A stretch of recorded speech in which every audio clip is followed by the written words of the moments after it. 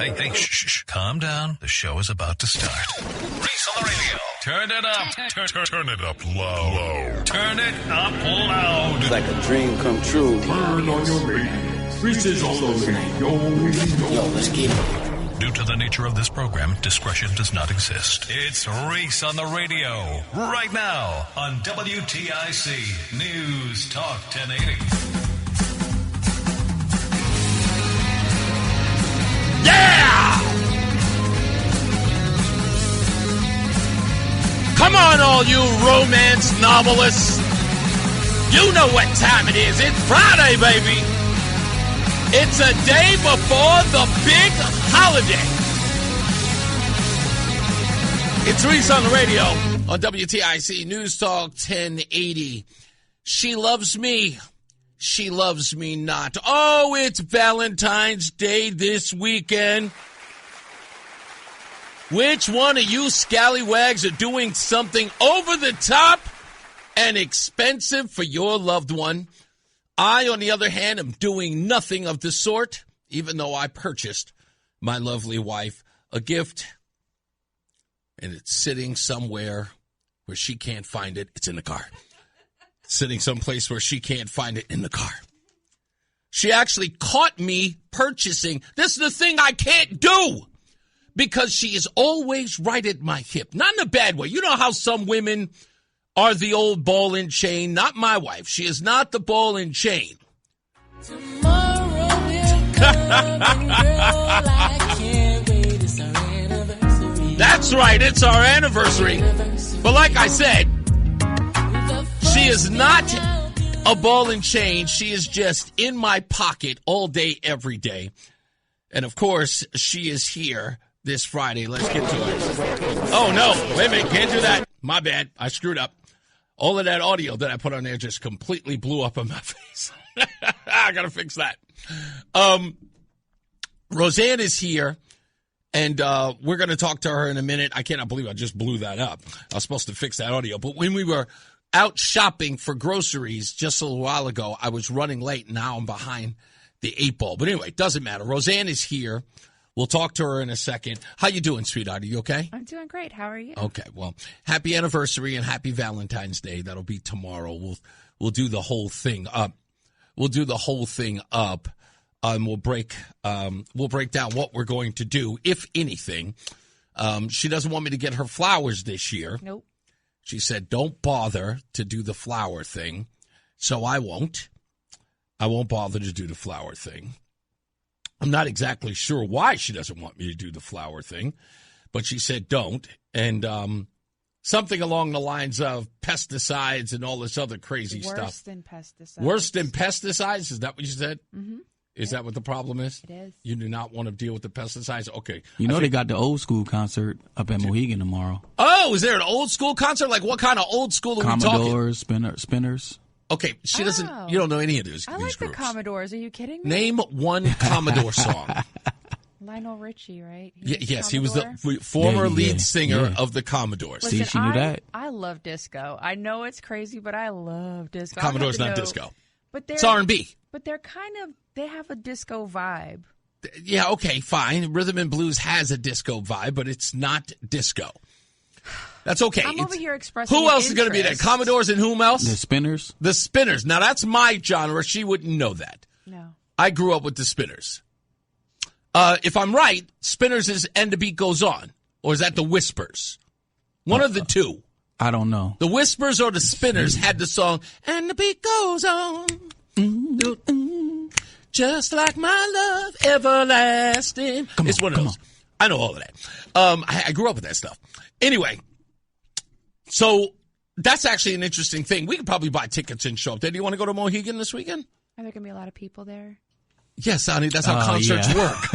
That's how they work. Well, if you're going there on a weekend period, there's going to be a lot of people. Going to be a lot of people there. Because there's always something.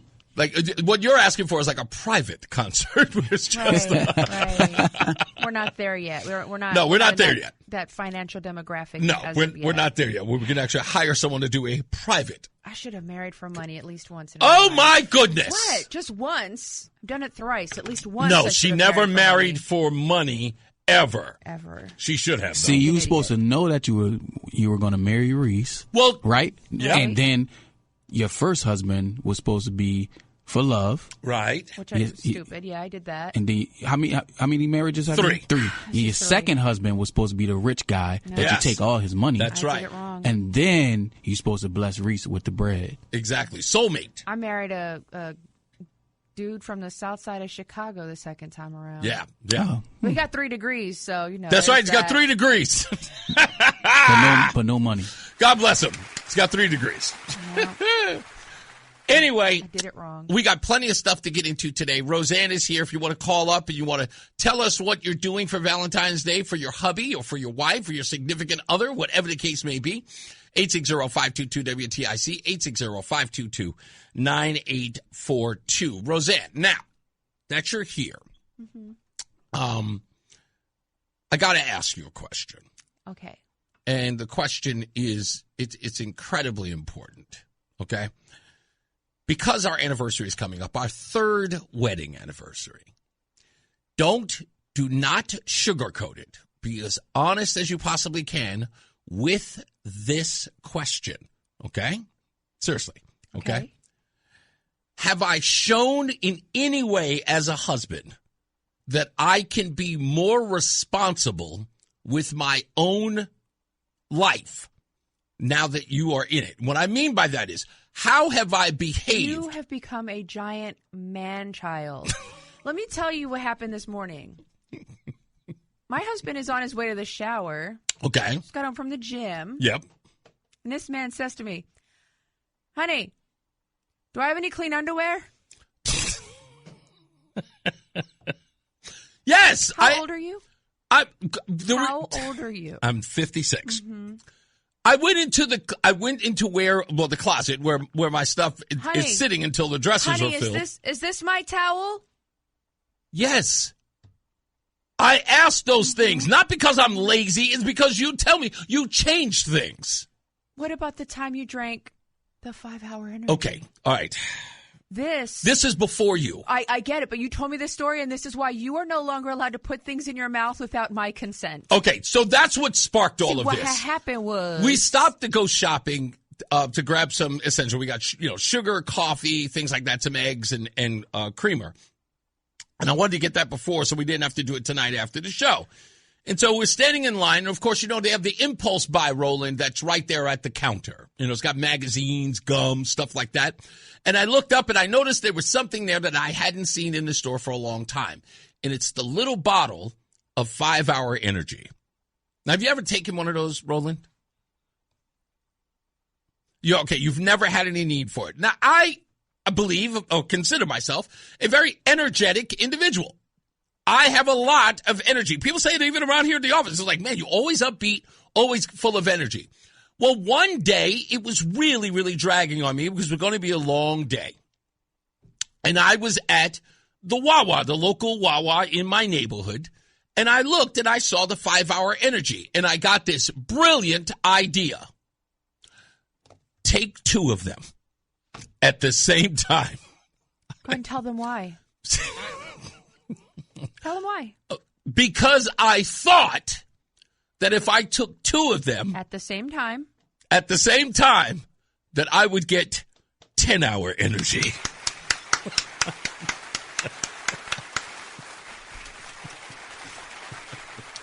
When mathematics goes wrong. Good God. Math is racist, apparently. I thought that it would give me double the energy. In essence, I didn't know it would give me 5 hours of insane energy. It gave you 5 hours of almost a heart attack. Yes, it did. It almost did. Why? I don't know. I didn't think to take it one after the other. I just figure, hey, 5-hour energy, take 2, 10-hour energy. Hey, you're only supposed to take one of them a day per 24 hours. And this is why you're not allowed to put stuff in your mouth without my permission. Oh, my goodness gracious. Now, I was telling her that story today. We were at the counter, and I said, hey, you remember, did I ever tell you this story? She goes, yes, you told me that when we first got together. And she goes, this is the reason why you're not allowed to put anything in your mouth without my permission. So, that, and then you combine it with the fact that the doctor said you were pre-diabetic. Oh, that didn't help. No, you are not allowed to, no. You can't. So you're saying that in the 3 years we've been together, I've become less responsible for my own health. I think you have become less, not responsible. You've given up. No. You have relinquished that to me. Literally, am I allowed to eat this? Can I have this? Is this okay? Yes, you have. I could just eat whatever I want. Instead, I include you. Oh, you include me? Yes. Oh. Okay, fine. Well, thank you. Let's be honest. I asked for your permission. And the reason you asked for my permission is because? Because I'm afraid of eating anything, because I think it's going to upset you, and I hate upsetting you. Mm-hmm. Like, if you catch me eating something, you'll go, are you eating this? And then you grab it and you look at the ingredients, which is to me, that's tantamount to punishment coming, because I didn't bother to read the ingredients, and I know you're going to find something that's bad for me. Well, you don't even know what the ingredients are, one. Number two, you don't know what to be on the lookout for. And three, you don't really care. There you go. You know what? Would eat. I'm applauding myself, because you're 100% right. That's right. I don't know what it is. I wouldn't know if I saw it, and I don't care. Right. You would eat a fried turd smeared in dirt. That's not. Is that to be on the floor? Sure. No, then I wouldn't eat it, because it's on the floor. Oh. You know how picky I am about germs and stuff. Now, put it on China. That's it. I'm there. I'm just saying that I am not as cautious as you are about everything that we eat. Right? And so because of that, I kind of feel like together, you and I are together, living our lives together. So I am very considerate of you when it comes to our diet, even my own. Mm-hmm. So I'm very considerate. Why? I go out and I work out every day. Why? Because 3 days in a row isn't every day. It's been 4 days. 4. I'm so sorry. Wednesday I couldn't go because I had to go to that early thing. But I'm doing it every day, and I do it for at least an hour. And I'm really, really doing it. I'm telling you, I'm making a lot of. I feel it. Yeah. But I'm doing it because it's important to you. I'm trying to eat right. I don't do a lot of, junk food as like I used to. I did eat a cookie in the kitchen earlier, but I just had one cookie. Just one. I had two cookies. 2.5 cookies. If I keep looking at you, the real number's going to pop out. I had 2.5 cookies. What else did you eat? That's it. I promise. 2.5 cookies. Look at me in my optic stand. 2.5 cookies. And? That's it. That's all I had. And then I got water. That's it. That's all I'm going to have. Mm-hmm. But what I'm saying is that I'm very considerate of you because you want me to be healthier. And so why do you say like healthier? Like it's some because sort of for guys we hate it. Like, for us it's a drag. It's like she wants me to wear these skinny jeans. Like that's how you sounded. It's a drag. I'm telling you like this. For guys it's a drag. But at the same time we don't want to disappoint you. I don't want to disappoint you. Even though I can hate it all day. But if I have to ask myself, like I've got to gauge it, like what would I rather have? Me hating the food that I have to eat or you hating that I won't eat the food that I don't want to eat? And I would rather eat the food that I hate. And here's what I think you're overlooking, right? There are times where you are very much, this is it. This is all square. You see is, right? Well, not just square. You are two-dimensional. This is it. Yeah. I'm looking through the fourth wall. Interesting. Sorry, that's your whole camera. Yeah. I'm looking through the fourth wall, right? I'm thinking about 20 years from now. That would put me at, okay. I would like you to have both of your feet. Right. That's important. Right. I'd like you to be able to wipe your own tushy. Also important. And not wear a diaper. Okay. Yeah. This is important. I would like for you to be able to ambulate of your own accord. Okay. That means walk by yourself. Thank you. You're welcome. Those are things that are important to me. Okay. Because when we're in Italy, yes. I don't want to have to bring a healthcare worker with us to ensure your oxygen tank is changed and your diapers are changed with regularity as I push your wheelchair across the cobblestones looking at, all the beautiful Italian stuff. I want us to be able to eat Italian bread and pasta together. I don't want it to have to be put into a blender and liquefied for you to slurp through a straw. I want you to be healthy for a very long time. Ooh, this cannoli smoothie is fantastic. This is so wonderful. Thank you for the smoothie. Karen says, she just asked you, how old are you? But yet she tells you what to eat. Well, that's my whole point. That there's a degree of she wants me to be an adult, but only incrementally. Only when I need you to be an adult. Yes. No, but let's be honest. It balances out because there are areas where you are 100% the grown-up and I am just walking around like a brain-dead little ding-dong. Yes, absolutely. Anytime we are not inside the house. Right. Well, no, like I said, I appreciate it. I just wanted to know that question. It's our 3rd anniversary. I want to know where I'm getting better. And you tell me all the time where I'm getting better, but I know there's some places where I'm getting... Can I be honest with you, though? Please. Where it sounds like it's a negative, I kind of like it. I like the fact that you depend on me for something, so I feel like I am an important part of this relationship. I have my own heavy lifting to do, so I kind of feel like I'm equally contributing, and it makes me feel important and necessary in your life because I get to, take such an important role in this aspect. I always look at those videos that you always send me, and it always appears like the wife is almost nagging the guy about what he can and cannot eat. And I don't usually nag, funny. I just do. I just tell you. Yeah, but I really do. I find the nuance in it is because I remember very early in our relationship used to say that, I rag on you or I give you hell because I love you. And it's like if I didn't care, I wouldn't I'd be nice care. to you. Yeah, I'd be nice to Yeah. you. Wow, it's such a great way to put it. Yeah. But no, I give it to you. I feel better. I'm always energetic when I'm around you. You make me want to be a healthier person because I know all the plans that you have for us. And I'm not going to lie. We've been together for almost 5 years. 6 months in, you were the person who predicted that I would be here. And I have a lot of faith in you. I have a lot of faith in your sort of your insight and your intuition. So you haven't been wrong. You haven't steered me in the wrong place. And I may be reluctant. Even when you told me you're going back on radio, I said, but you were right. Well, there's 2. We'll talk about those after they've come to pass. But there's 2 right now that are still kind of floating that I'm telling you, once they've come to pass, we can talk about them on air. But but I don't. I'm right. You do. I'm right. I try not to argue with you because, again, you haven't let me down once. So I'm just saying happy anniversary. I appreciate you. I love you. Okay, I love you too. We'll take a break. We'll come back. More news, more views. And if you want to tell us what you're doing on Valentine's Day, we'll appreciate it. We got a whole bunch of stuff coming up in the next couple of hours, so stick around. It's Reese on the Radio. Fan of WTIC? Then do us a favor. Download the free Odyssey app and favorite WTIC.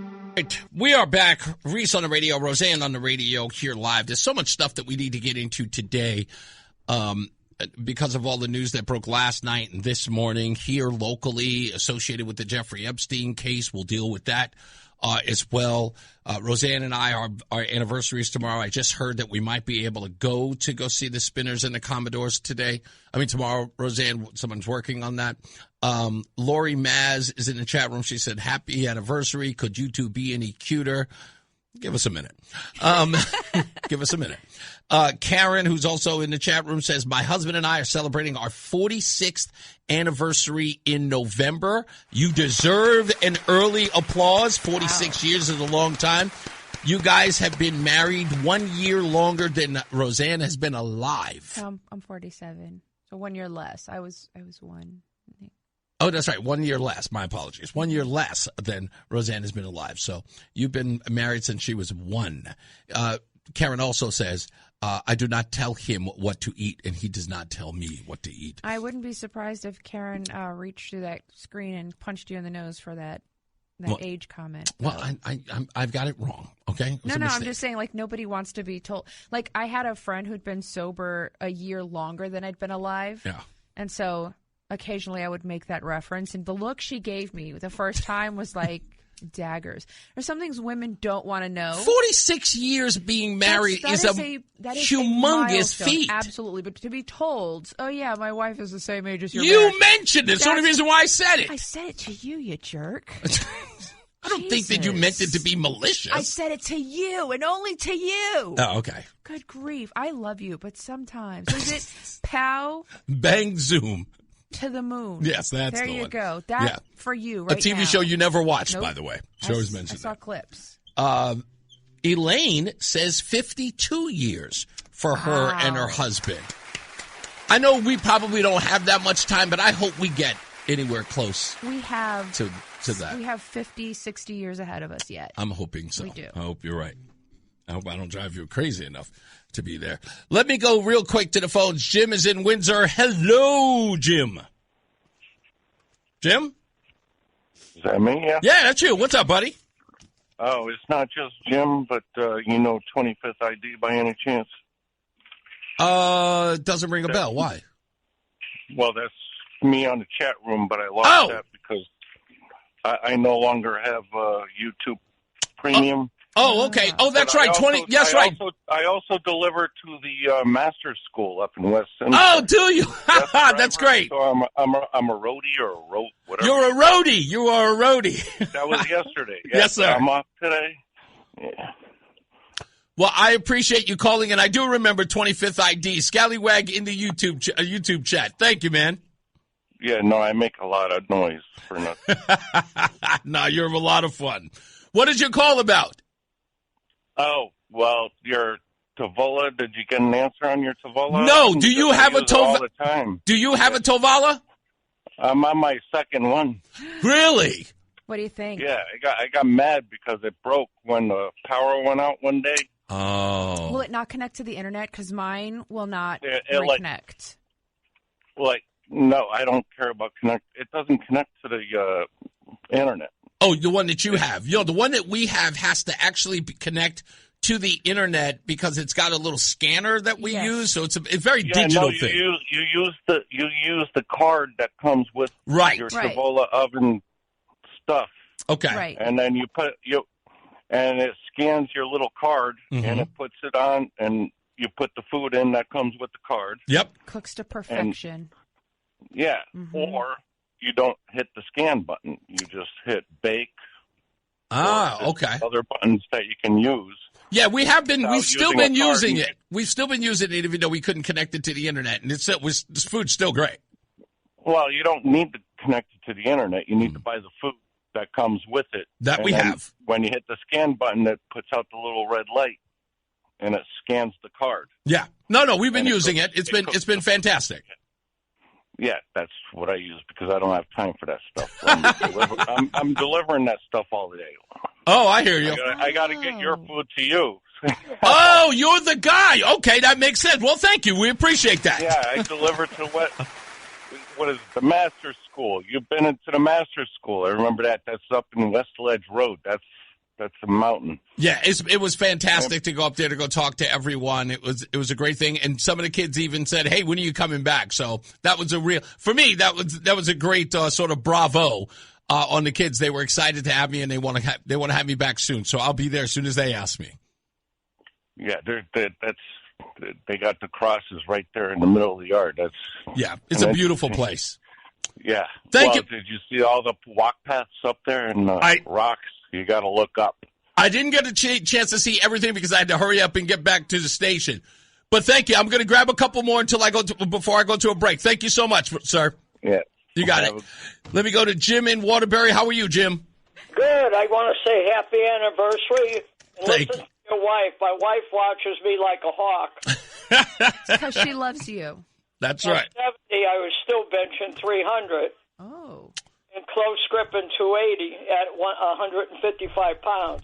Wow.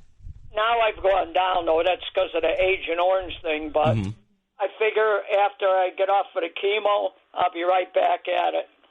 Well, we wish you luck with the chemo. Stand firm, honey. I can't turn on your mic because your wind blowing up. God, my wife is having a hot flash right in the middle of the show, and she's got a fan herself, and it's all over the microphone. My wife still watches me like a hawk. Well, listen, I've learned. It took me 3 years to realize that it's because she loves me, not because she's the warden. No, my wife too. I know she loves me to death. Thank you, buddy. I appreciate you. Have a blessed anniversary. Thank you. And Christine is in Willington. Hello, Christine. Hi there. Hi, guys. Hello. So hi, how are you? At the risk of you never taking a call back from me, I'm going to go there. But can I ask you a question, Reese? You sure can. Wouldn't you want to get your wife what she really wants for Valentine's Day? Yes. Of course. What would she really want? Oh, come on. Don't do it. Don't do it. Come on. Don't do it. Let me explain to you why, Christine. Here's the deal. You're absolutely right. The thing that my wife would want is a dog. If a puppy in particular. Here's the reason why we don't have a puppy, and it is real simple, is because I can't be home all the time, and when the puppy needs to go out, guess who doesn't want to do cleanup of the puppy taking poops inside the house or having to take them outside? That is the person who wants the puppy. Okay, so let me just tell you something. Most of the dogs that I've gotten were housebroken, and they were still young, so you don't have to get the puppy thing. They were already housebroken, but they were still under a year old, so that excuse is not good. Well, she doesn't want to walk. She doesn't want to walk the puppy at all. Listen, if we get a small dog that I can litter box train, then you can just clean the litter box when you get home. Goodness gracious. You know, Christine, I'm just trying to enhance your life. Yeah, sure you are. Christine, you were absolutely right when you said, at the risk of not taking your phone call. No, I'm kidding. I'm teasing. I would never ever be that serious. Well, look, we are going to talk about it. I'll put it to you this way. If we get in the next year a bigger place, the dog will probably happen. Well, I think it's good. And there's also, that's what I do for a living is pet sitting, and you can get a dog walk or whatever. But seriously, I mean, it really does for your life, and she does want that. But you don't have to get that young dog. And why can't you bring the dog to the studio? True. It's not that I couldn't. I could bring the dog to the studio. And many people bring their dogs to work now, so that you might think about that. I'm trying my hardest, Rozan. Thank you. This appeal to Rozan is just like it's insanity here. Okay, fine. I will consider it. Thank you. Oh, think about it. Anyway, you guys have a beautiful weekend. Thank you. Anniversary. Thank you. All right. Thank you. Bye-bye. Absolutely. I mean, I'm just saying. I know. You think I hadn't done enough things for you, Rozan. I mean, for crying out loud. We have talked about this. I am not a cup. I do not fill up, and then, you come back when it's time to refill me. I am more like a colander. You're a colander. I am a colander. You pour into me, a little bit stays in. You got to keep refilling. Yes. Yeah, it falls right through. Is that what it is? Yeah, the I love yous, the snuggles, all that stuff. It expires. Oh, wow! Yeah, it does. Well, my love expires. It does, which is why you have to continue to replenish it. Just saying, my love is like milk. Yeah, you have to continue to replenish it. Otherwise, it's like it never happened. It's like Save Pro, like it never happened. It's like a 13-year-old boy with Axe body spray. If he can't smell it anymore, then he needs to reapply. What? So you're my Axe body spray. That's what I am. Your Axe body spray. For goodness gracious! All right, we have to take a break. We'll come back. More news, more views. Like I said, we've got Jeffrey Epstein stuff. We've got Chris Murphy stuff to get into. Also, we'll talk about the Aaron Stewart poll numbers that came out yesterday. I got a text message, and I'm going to have to take a nice one on WTNH and its reporting on this poll. This is the funniest thing you'll ever hear in your entire life. Stand by for that. Go nowhere. Stand by for that. Go nowhere. It's Reese on the radio. Rozan on the radio. WTIC News Talk 1080. It's Reese on the radio on News Talk 1080 WTIC. You know, the interesting part about my marriage to Rozan is that it will always become more and more interesting and never, ever less interesting, primarily because I'm always trying to find new and inventive ways to impress her, be it with doing that one thing there, making her laugh. But one of the things that I do often enough, and I tell you all the time, that the thing I can't deal with, I can't operate, it's like detonating, it's like diffusing a bomb, is when Rozan cries. And I've never been able to work with that. And the only time that she does cry when it's really, really good is when I do something like this. This is a song that I wrote for Rozan, about Rozan. Take a listen. She see a cute little house on a hill Baby, that one, I'm like chill. Next day it's a cottage by the sand. Scrolling on the phone with a wedding plan. Then it's popping just one more.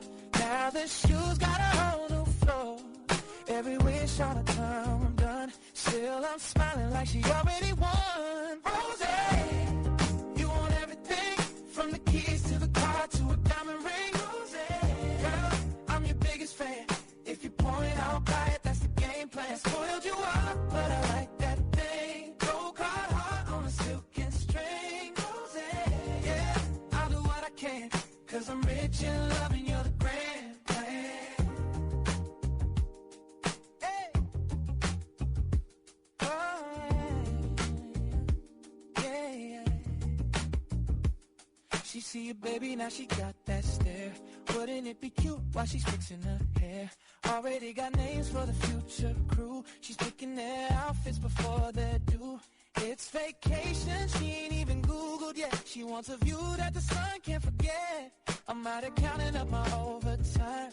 She's out here counting every dream of mine. Rose, you want everything from the couch to the crib to a pink swing. Rose, girl, I'm your biggest fan. If you point out buy it, that's the game plan. Spoiled you up, but I like that thing. Gold card heart on a silken string. Rose, yeah, I'll do what I can. Cause I'm rich in love and you're the grand plan. I'm the best husband ever. I just laugh and find a receipt. Cause every wild little wish you make feels like a gift I get to take. Rose, hey, you want everything from the moon to the yard to a nose ring. Rose, girl, I'm your biggest fan.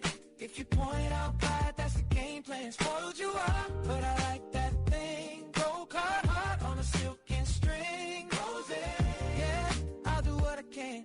Cause I'm rich in love and you're the brand plan. Come on, I deserve that.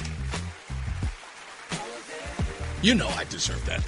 I deserve all the praise in the world. Roland, what do you think? He's going to write a song about his wife now. Producer extraordinaire. What? I didn't hear. What happened? What?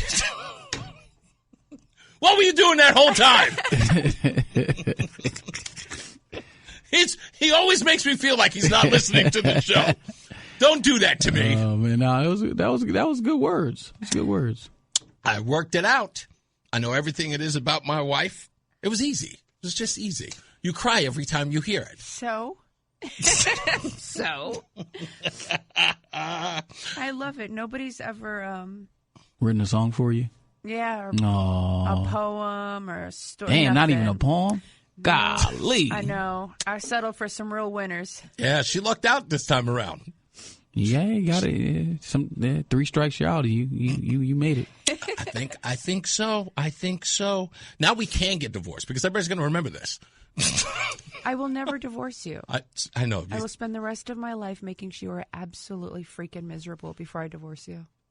Okay. Damn. Thanks for that. I would. I'd rather you be miserable by my side than happy with anyone else. That is some psycho. I know. Boy, can he pick them. Reese also has a type. Yeah, this is also true. I told you that. You know that I have a type. Crazier, more insane, the better. I don't know what it is. When they go crazy, that was my favorite thing. Well, she's crazy. Yep. Marrying her. Thank you, Dean. I appreciate it. Dean says, first, want to wish you guys a happy anniversary. Second, I would have gotten on sooner, but I was busy in another room when I heard Rozan say, pow, zoom to the moon, something that I always say to Jean when she tells me that went out years ago. Yeah, I got 2 laughs from that. First when she said that, and 2 when I told Jean that she said it. So those are the Eans who are huge supporters of the show. We love you guys, and always thank you for supporting us as well. Craig in the car has joined us. What's up, Nutmeggers?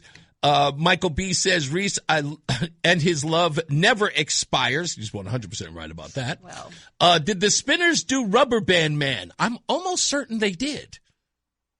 Yeah, you know that song. Yeah, it's the boys That's the boy's ringtone. Yeah. Right? By the Spinners, yeah, Rubber Band Man. So, yes, that's absolutely right. Only reason why Rozan knows that song is because it's a scene in, what do you call it? You don't want to know why I know that song. No, that's right. Your ex-husband used to have that song. Oh, I thought it was because of the Guardians of the Galaxy. That's one of the songs that they sing in what's name. Yeah, that's right. Your ex-husband. Yeah. That was his ringtone, wasn't Originally, it? yes. Yeah. Is that Dave Mager?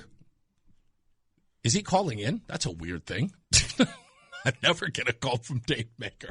Uh-oh. Oh, he's not calling for me? Well, thanks.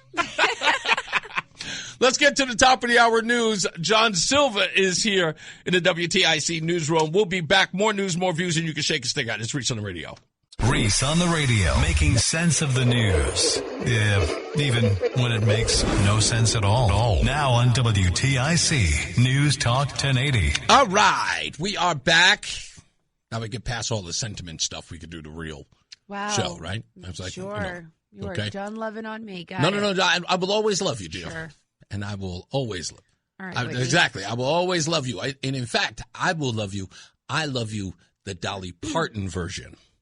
It's the original, right? Mm-hmm. No? Mm-hmm. Okay. Well, anyway, my point was, let me get back to the show. This is important to get to because as I was saying yesterday on the show, there are a lot of people who were making all this fuss about the Epstein files. It was Epstein, and we warned you right here on this program, be careful what you wish for, right? Because a lot of people were going to be ensnared. And Donald Trump told a lot of people and said, listen, you don't want a lot of these names out there because just because of the names, everybody's going to have to do what's acceptable, right? No matter who you are. If you are on these files, you have to be accountable or held accountable. Right. Sure enough, the stuff comes out and people have to be accountable, like White House counsel for Barack Obama. Wow. Boy, was that ugly. She had to quit. She loved some Jeffrey Epstein. She referred to him as Uncle Jeffrey. Ooh. I mean, she said XOXO. Yeah, la, la, la, la, la, la. Breaking news. There is new fallout amid the release of the Epstein files. The top lawyer at Goldman Sachs, Kathy Remler, is stepping down after emails showed that she had a close relationship with Jeffrey Epstein. Remler was also White House counsel to former President Barack Obama. Newly released documents show that she called Epstein Uncle Jeffrey and accepted luxury gifts from the disgraced financier. Her resignation takes effect June 30th, and in a statement, Remler said in part, "My responsibility is to put Goldman Sachs' interests first." The company's CEO said, "She will be missed. I accepted her resignation, and I respect her decision." Yeah, but I wish it was that simple, but it's not. Turns out some other people were ensnared right here in Connecticut. A longtime assistant of Jeffrey Epstein is from Connecticut. Additional unredacted names came to light from the files this week. We saw Leslie Groff from New Canaan was his executive assistant for almost 2 decades. Her name appears in the documents more than 130,000 times. Damn! And those documents show she was served a subpoena in 2019 after Epstein's arrest, but prosecutors declined to charge her. She also faced multiple lawsuits by victims who accused her of facilitating his crimes. Those were also dropped. Legal representatives say she has cooperated with the investigation in the past and was never told she was considered a co-conspirator. Damn. I mean, that's just ugly. And of course, it just went on and on and on. Then I heard this from Thomas Massey. He was on Newsmax, and he said this. This is the part that bugged me out. Just real quick, they're redacting women under the idea, the premise that they might be victims themselves, but the allegation is now that some of these women were actually helping Epstein to find girls. Yeah. To find kids. And that's probably the case. So, what was the name of that girl who was on was it Smallville? Oh, yeah. We'll get to that in a second. It is Smallville. We'll get to that in a second. It's a great point that you're making. Okay. Which is a part of what my opening monologue was about. And that was, ladies and gentlemen, you've never cared about sex trafficking. You didn't care about that. This was never about that. You played it off like you did. You wanted to get to the bottom of the sex trafficking scandal that was Jeffrey Epstein, you told us. And you also told us it doesn't matter who's involved, everyone's got to pay. But I call bull hockey, and I know you're lying. Let me break this down for you folks. You see, you care about sex scandals. You don't care about sex trafficking. Let me prove it. Let me prove it right here. Let's go through a bunch of really big, large, demonstrative sex trafficking scandals in the last 20 years.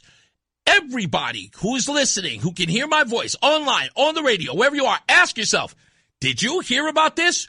No, because the news barely talked about it. Some of them you did. If you lived in the local area, maybe if you're a real news wonk like me, you probably did. But you probably didn't hear about any of them. In fact, I will test some on you, Rozan. Let's try.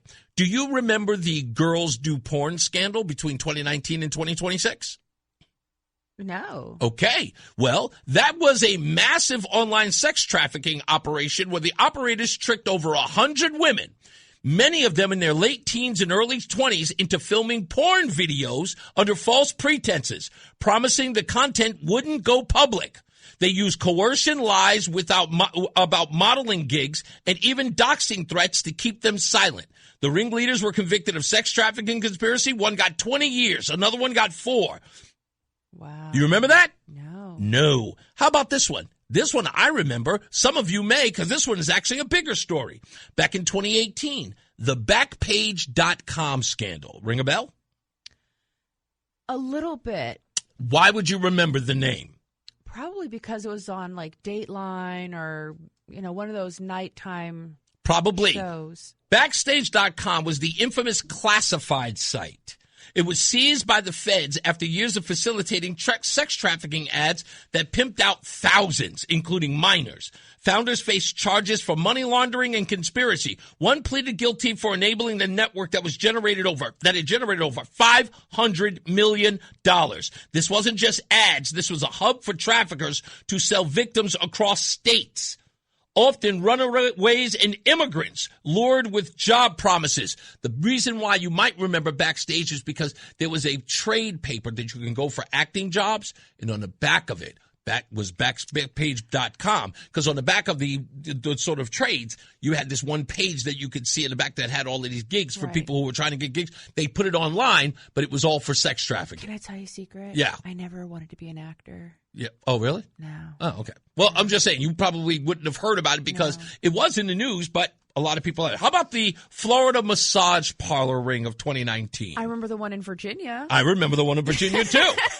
The Florida massage parlor ring was a multi-county bust uncovered by a network of over 10 spas trafficking Chinese women, smuggling into sex in the U.S. with false job offers, only to be forced into sex work under debt, bondage, and passport confiscation. Wow. Or passport confiscation. Authorities rescued dozens and charged operators with racketeering and human trafficking. It pulled in millions annually and showed how legit businesses like strip mall parlors serve as fronts. Victims were isolated, abused, and rotated between locations to evade detection. You know what's really cool about this, and nobody talks about, who actually goes in and breaks those rings up?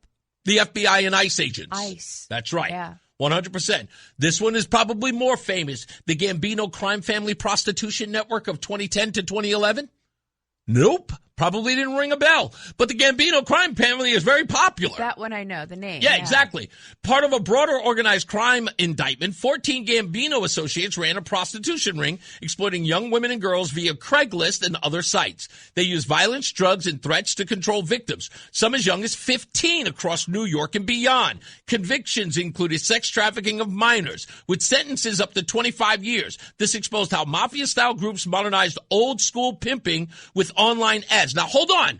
We're talking about glamorous mob-like ties. You got the Gambino family. That's not an unknown family involved with underage sex trafficking. Did the news cover it like it was like exhaustive story? No interest whatsoever. You had a big name mafia group involved with sex trafficking of underage girls. Not widespread, right? Not a national story. Why wouldn't it be?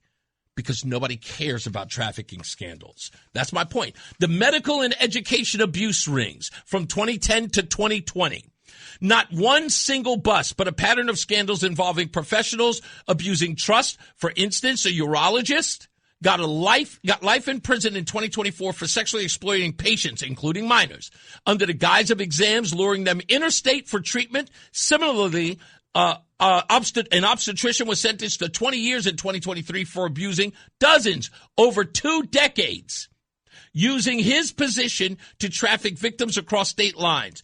And a Bronx teacher got 30 years in 2024. This is just recent. Nobody remembers these stories. There were minors involved. No widespread coverage. What about those little girls that went missing and then they keep finding the same little girls with the same men? They're like 14, 15 years old. Here in Connecticut. Oh. That was actually, they put it. Keeps finding. Oh, no, you're conflating two different stories. Yeah, just two different stories. How about the one in Queens? A Queens-based sex trafficking gang that went on for 6 years from 2020 to 2026? 4 traffickers were sentenced to 25 to 35 years each in 2026, running a brutal ring exploiting Latin American women smuggled into the U.S. They used fake jobs ads, debt bondage, and violence to force sex work in brothels and hotels. FBI's linked it to a broader migrant smuggling network. But they're picking your fruit and cleaning your toilets. They're not sex workers. They're hard workers. Those poor women, they just want to work. Operation Cross Country. This one went from 2008 to 2026. FBI's ongoing stings have uncovered massive rings, like the 2023 operation rescuing 200 victims, including 59 minors, from interstate trafficking networks using hotels and online ads. A 2026 Wisconsin case sentenced a violent pimp to 22 years for trafficking women across the Midwest via apps like Backpage successors. These aren't one-off scandals, but reveal entrenched patterns. And the labor and sex trafficking in agriculture. This was a 2021 Georgia bust. DHS operation exposed a ring trafficking Mexican workers into forced labor on Georgia farms with sexual exploitation mixed in. Over 70 victims were rescued, from squalid camps where they were beaten and embedded in recruitment fees. Now, hold on. This is important for one solitary reason. In that group, in the last 20 years, that is well over 400 victims. Not to say that it should outshine Jeffrey Epstein, but the reason why people care is for this reason that I hold in my hand. Because all of you remember these scandals in the last 20 years. Tiger Woods. Mm-hmm. His wasn't even a sex trafficking scandal. It was a sex scandal. Yeah. 14 women he bedded consensually. Right? Cheated on his wife. It's the biggest scandal ever. With were they Waffle House waitresses? Apparently he was really, really into the Waffle House. More so than the ghetto is. Mm. Yeah, okay. Anthony Weiner's sexting disasters. That's right. Yeah. Ran for mayor. Also was Huma Abedin's husband. Who was that's Hillary Clinton. No, Hillary Clinton's side aide. Oh, okay. Yeah. Who's Clooney married to? No, he's married to some other lady. Yeah. Okay. Bill Cosby. Yeah, well. Yeah, Bill Cosby. Harvey Weinstein. Yeah. Huh? Right. Kevin Spacey. Mm-hmm. Right. R. Kelly. Oh, yeah, it's a big one. Danny Masterson. Yeah. 70 Show. Yeah. And of course, none other than my friend, who I've been hating on before it was popular, Sean P. Diddy Combs. Right? So all of these names that you know, right? Mm-hmm. All of these names that you know, because people care about these stories more than the stories I just read you, which are far more. I mean, we're talking about the victims are nobodies. Okay? All these people who were trafficked, again, the first list I read is exactly what Jeffrey Epstein is doing. But the reason why everybody cares is because they keep saying, they're big names, they're famous names, the powerful people need to be put to justice. That's Trump. what they care about. That's all they want is Trump. That's all they want but is the Trump. problem is, where's Trump? The only thing that you're seeing, or that I've seen, where Trump's name is mentioned is attempts to prevent Trump from winning elections, how we can, manufacture some scandal. Mm-hmm. But also in 2006, where President Trump called, was it Florida? Yeah, he called the Florida a sheriff, and he's talking to them about Ghislaine Maxwell, and everybody knows what's going on with Epstein up in New York. Yeah. Watch out for this Ghislaine chick. She's filthy. Do you notice the part that makes me laugh about this? But they're still considering what they keep saying is GOP, guardians of pedophiles. Really? Because how many Republicans have been exposed thus far? Maybe 2. 2? Yeah, maybe. Out of how many? I don't know. And, I was laughing about this Lutnick thing, right? So the big scream was because Lutnick actually flew to the island after he said that he wasn't, which is, again, what did we find out? We find out that this woman who was Obama's White House counsel Rumler, she had to quit because, again, what happens? Because they have to make it look good, so she has to quit. No one even mentions the fact that in 2022 to 2024, the woman raked in $50 million. She's going to be all right. Yeah. She quit. And not only that, she didn't even quit, folks. She quit, and she's not leaving until summer of this year. So she doesn't have to resign now. She's still going to go to work for the next, 5 months? But they have to prepare the retirement party. I mean, oh, probably so. Yeah. Was she like 50, 55? Well, she's probably still working on other, deals with Goldman Sachs. Mm-hmm. So we can't have her leave. She's got a lot of clients. She can always be a consultant. She's got a lot of clients. Right. So that's the part that I find all of this, I find incredibly funny. But the bottom line is that I know these people don't care.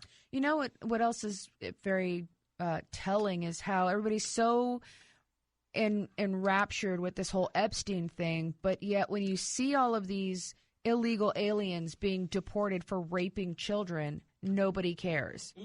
The only thing you keep hearing is, yeah, but they're just good neighbors. I can tell you honestly that sexual predators who prey on children do not walk up to you and go, hi, my name is, so-and-so. Jim, and I like having sex with children. Can I hang out with your kids? Yeah. That's not how they do it. They're your friends. They hang out. I mean, there's movie after movie after movie of these priests and coaches and teachers and next-door neighbors and uncles who come in and they're your best friend and they build a nice rapport with your family, and then you find out a decade later that they've been harming your children. Well, that's what one of the guys who was on CNN, and I forget his name, he works out of Seattle. He's got a radio show out of Seattle. He was on CNN with Abby Phillips, and he makes that claim. He says, these people sit up here and talk all this stuff about, people who have not committed crimes. And he made a very good point. He says the guy who killed the young lady in Georgia, the girl who went out jogging. Why am I forgetting her name? It's right here. It is literally at the tip of my tongue. Laken Riley, yes. He said the man who killed Laken Riley hadn't committed a crime in the United States either. That was the crime he committed. In the United States. Well, in the United States. But I would really have to implore you to reconsider. He did break a crime. Yeah, well, he did. He was here illegally. Exactly. This is also another thing that I thought was interesting. CNN, speaking of Abby Phillips, she was, I think they were talking on CNN about, what's his name? Jeffrey Dahmer, because he was such a nice guy. No. Good looking. Was talking about Tom Homan. Was talking about Tom Homan, and she made this, a woman there was making a smart point about what was going on in what Tom Homan had done in Minnesota. And I think this is it. I want to find out if this is. Are we tightening this noose around people when? This isn't it. It was another. Why am I not finding it? I thought I saved it, and I'm not finding it at all. And I've had it, and I completely got rid of it. There it is. Here it is. They often were released to adults who weren't verified. Listen, I'm not. All I'm saying is that his characterization of them That has to do with what the media.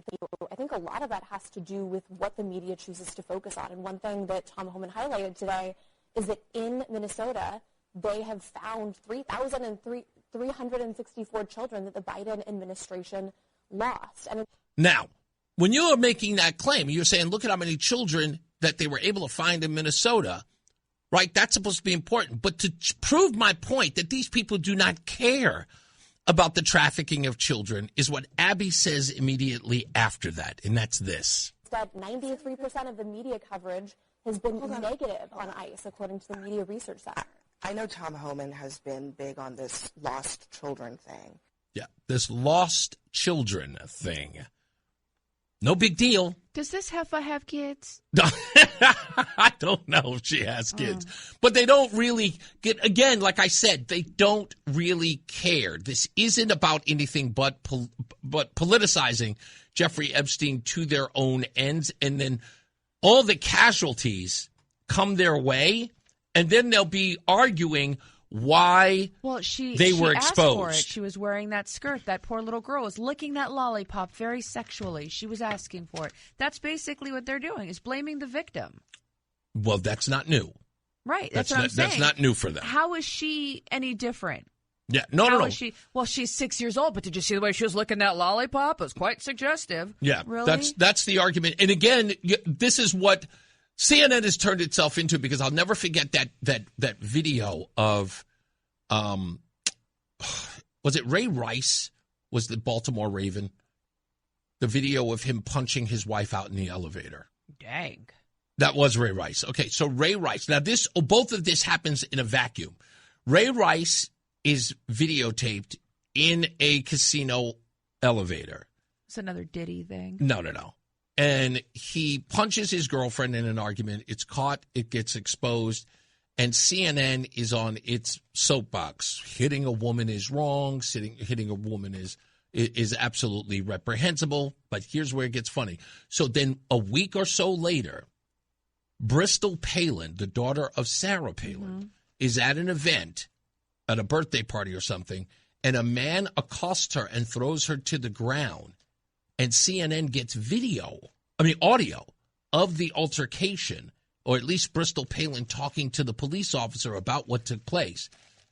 And the correspondent on CNN introduces it by saying, we have got some great audio for you, and it just makes you're just going to love it. And it's about the abuse of a woman, which, again, a week earlier, they were just excoriating. Well, but it was Sarah Palin's daughter, and it was celebrated. Exactly. It's different because they don't view conservatives as humans. They just don't. I mean, you hear it time and again, which is why they say things like, don't have Thanksgiving with them, don't, associate with them, don't talk to them. They're the reason why so many families are fractured, is because of these idiots. They don't view conservatives as human beings. We're not human to them. Here it is. I have the audio. Here's the audio. Yep. Okay, I can't come right out and say it. This is quite possibly the best minute and a half of audio we've ever come across. Yeah. Anyway, got to go to a break. I'm sorry. Listen to WTIC News Talk 1080 on the free Odyssey app. Download and like WTIC today for alerts on special programming. What kind of research are you doing back there, Rozan? It's scaring me. If I told you, you would roll your eyes and, you'd roll your eyes. Is it show related, or is this personal? Absolutely not. Yeah, I'm doing a combination of, on one point, the slave trade and how it, progressed here in the United States, as well as the birth rate, and comparing it to life in Sub-Sahara at the same time period. Mm-hmm. But I'm also watching a documentary about Queen Elizabeth I. Really? Yes. You can do both of those. Absolutely. Okay. Anyway, speaking of the slave trade, or at least something related to that. So I got this text message from a listener, as well as getting this alert about an exchange with a man who was, I guess, he was at a hearing. And I'm trying to find his paperwork here. Yes, there he is. Jeremy Carl. Jeremy Carl is a senior fellow at the Claremont Institute for the former Trump administration official. He was the Deputy Assistant Secretary of the Interior. He's written extensively about what he sees as the erosion of white identity and culture in America. His most prominent work on this is the 2024 book called The Unprotected Class: How Anti-White Racism is Tearing America Apart, where he argues that anti-white discrimination has become systemic and official policy, disadvantaging whites in areas like business, education, law, entertainment, the military, and even in churches. In the book and his related writing speeches, Carl doesn't spend a ton of time defending or defining white culture in a rigid checklist way. He tends to frame it as more of a traditional, majority-derived American culture that's being diluted or erased through mass immigration, multiculturalism policies, and what he calls anti-white animus from elites and institutions. He ties it to things like a shared historical Anglo-European heritage that built America's core institutions and values, think rule of law, individualism, and certain Protestant influences. Everyday cultural markers. He has referenced differences like tone and style, of which the white church versus the black church, foodways, music, preferences, even the Super Bowl halftime show shifting away from English language to traditional American norms. Broader common American culture from the pre-1960s era, when the country was demographically more unified, nearly 90% white, which he says fostered cohesion has been balkanized, in his view, by rapid demographic changes and policies favoring non-whites. So at a Senate confirmation hearing, he spoke to our very own senator, who isn't here half the time, Chris Murphy. And this is how that exchange went. Tell me how you define white identity and what you think is being erased about white identity. Certain types of Anglo-derived culture that comes from our history. Like what? Let me think about this. Senator, I would say if you were to look at the book by one of your former Senate colleagues, Born Fighting, about the sort of Scotch-Irish military culture and certain, pride that went with that, that would be one example. Obviously, you could have sub-elements of that culture. You could have Italians, you could have Irish, and those are in many ways more. You're worried about white culture. You're not worried about. You're now retreating to ethnic identity. You don't speak about ethnic identity. You speak about white identity. So tell me the values that stitch together white identity and that make it different than black identity. Now, Chris Murphy is wisely making a stupid argument, because here it is. Should there be a white identity versus a black identity? Of course not. That sounds a little racist. Exactly. A little Jim Crow-ish. Exactly. There shouldn't be. But Chris Murphy is too stupid to recognize that that is not an argument that white people make. That is an argument made by black people. Okay? And when I say an argument, it is a distinction that they make clear by saying that things are white or that sounds right. Remember, was it Joey who just said it to us the other day? He said where the people were leaving some event or whatever it was, and somebody said to the family leaving, you guys be careful out there. It's cold. Be safe. Stay warm. And the person respond, that's such a white thing to say. And the black cop was standing there going, what? That is, again, distinct in the African-American community. That saying something like, have a blessed day, be good to yourself, is now, be careful with yourself, is a white thing to say. So what am I supposed to say? Hey, kill yourself. Yes, exactly. Hey, don't forget to shoot up your hood, baby.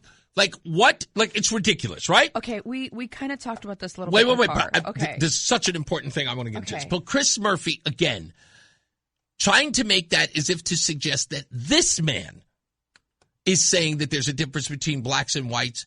No.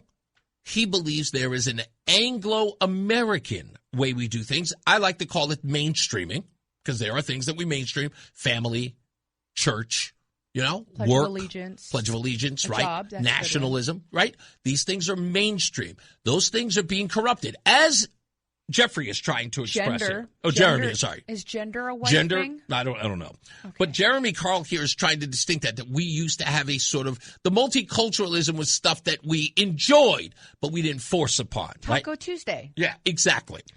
Mardi Gras. Right, exactly. Now, he goes on. Here's the rest of the exchange. Say that the white church is very different than the black church in terms of its tone and style on average. Foodways could often be different.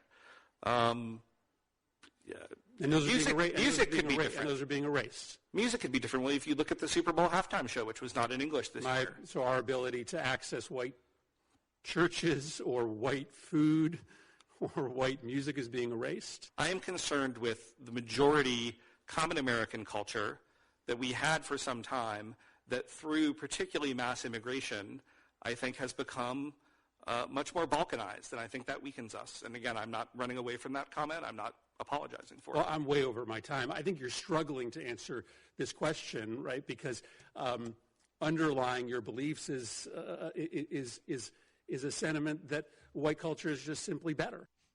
Now, no, that's what he's saying. In essence, now Chris Murphy, ladies and gentlemen, you all know who Chris Murphy is. He's saying that Jeremy Carl is suggesting that white culture is better. Now, I went to go and I said to myself, well, I've never ever seen Chris Murphy as the bastion of multiculturalism. Does he wear a sombrero? I've never seen Chris Murphy in a dashiki. Never. I looked. I checked. I wanted to make sure. So I did. I did some searching. Okay? Apparently, Chris Murphy thinks that white culture is better as well. Try this on for size. Want to know how many times Chris Murphy has celebrated the African-American celebration of Kwanzaa? How many times? Once. Oh. In 2023, he posted a straightforward holiday wish on December 26, 2023, sending my warmest wishes to all celebrating Kwanzaa. Hope you have a day filled with togetherness, meaning, and connection. That's so white. He didn't say we. He said you. That is such a white thing I to say. hope you Negroes are celebrating your Negro holiday. That's what he said. Hold on. He also celebrates Jewish holidays. This coming from an Irish guy. Jewish holidays in Older's post back in 2018 and 2017. He said Rosh Hashanah greetings, like Shana Tova. To everyone celebrating Rosh Hashanah in Connecticut and around the world, wishing you a sweet new year. Classic, respectful, but nothing recent. No deeper involvement in like events whatsoever. In fact, there's literally no hits on him celebrating Diwali, Ramadan, Eid, Lunar New Year, Juneteenth, Cinco de Mayo, Pride Month, or parades, or any other non-European ethnic or cultural celebrations. So if anybody thinks that white is better, or as I like to say, white is right, it is Chris Murphy. Couple of questions. Yes. What was going on in 2023 that prompted him to do the Kwanzaa and whatever year it was that he did the Rosh Hashanah? This is such a great point because I was thinking about it, but I didn't have enough time to research. Now we have to find it. Okay. Real quick, I just want to go back to the original. Yeah, Jeremy Carl. What is white culture? I don't know. Now, if we're supposed to believe that all white people are the same, that's all the Irish, all the English, all the Italians, all the Serbians, all the Ukrainians, all the Russians, all the Israelis, all these people from different parts of the world, they're all the same when they're here. That's because they all come here and suddenly they all like macaroni and cheese and potato salad with raisins. Raisins, right. Because that's what happens when white people immigrate here, right? Yes. And so what is black culture? Before we get in trouble. I'm not saying it. I'm going to let you say it. You can say it. I can't. I'm just saying. When we come back, I will tell you what black culture is. And I will tell you the truth all the way. Yeah, I'll tell you the truth like nobody else can. Stand by. More news, more views, and you can shake a stick at. It's Reese on the radio, Rozan on the radio. We'll be back. It's Reese on the radio on NewsTalk 1080 WTIC. Yes, we are back. You know, somebody just sent me a text message, and this is what I don't understand. And I always try to get people to do one thing. It's very, very important. you should always think before you speak or before you write anything. So I want the person who wrote this, I want them to think about what they just wrote. The person wrote, and I quote, I feel sorry. In fact, I want to make sure I get the correct quote. I feel sorry for blacks who believe this is not a racist society. I feel sorry for blacks who do not believe this is a racist society.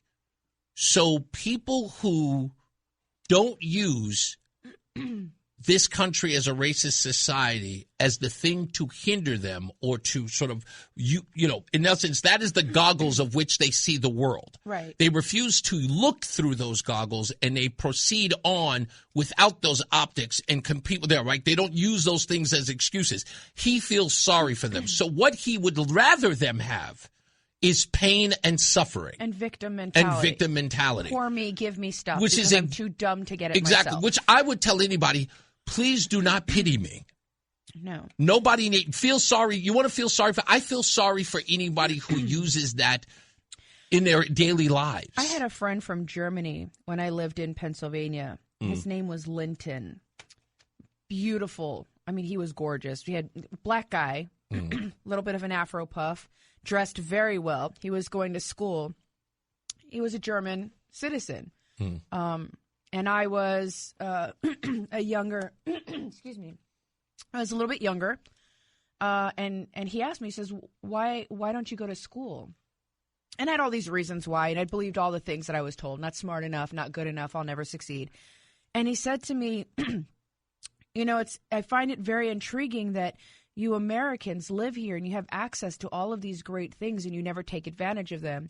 You don't realize that people are willing to travel around the world to come here to take advantage of these things. What I liked about Linton was, did I mention that he was black? Yes. And German. Yes. And he came to the United States to go to college. He had a cousin that had come from somewhere, some country in Africa. I can't remember which country in Africa.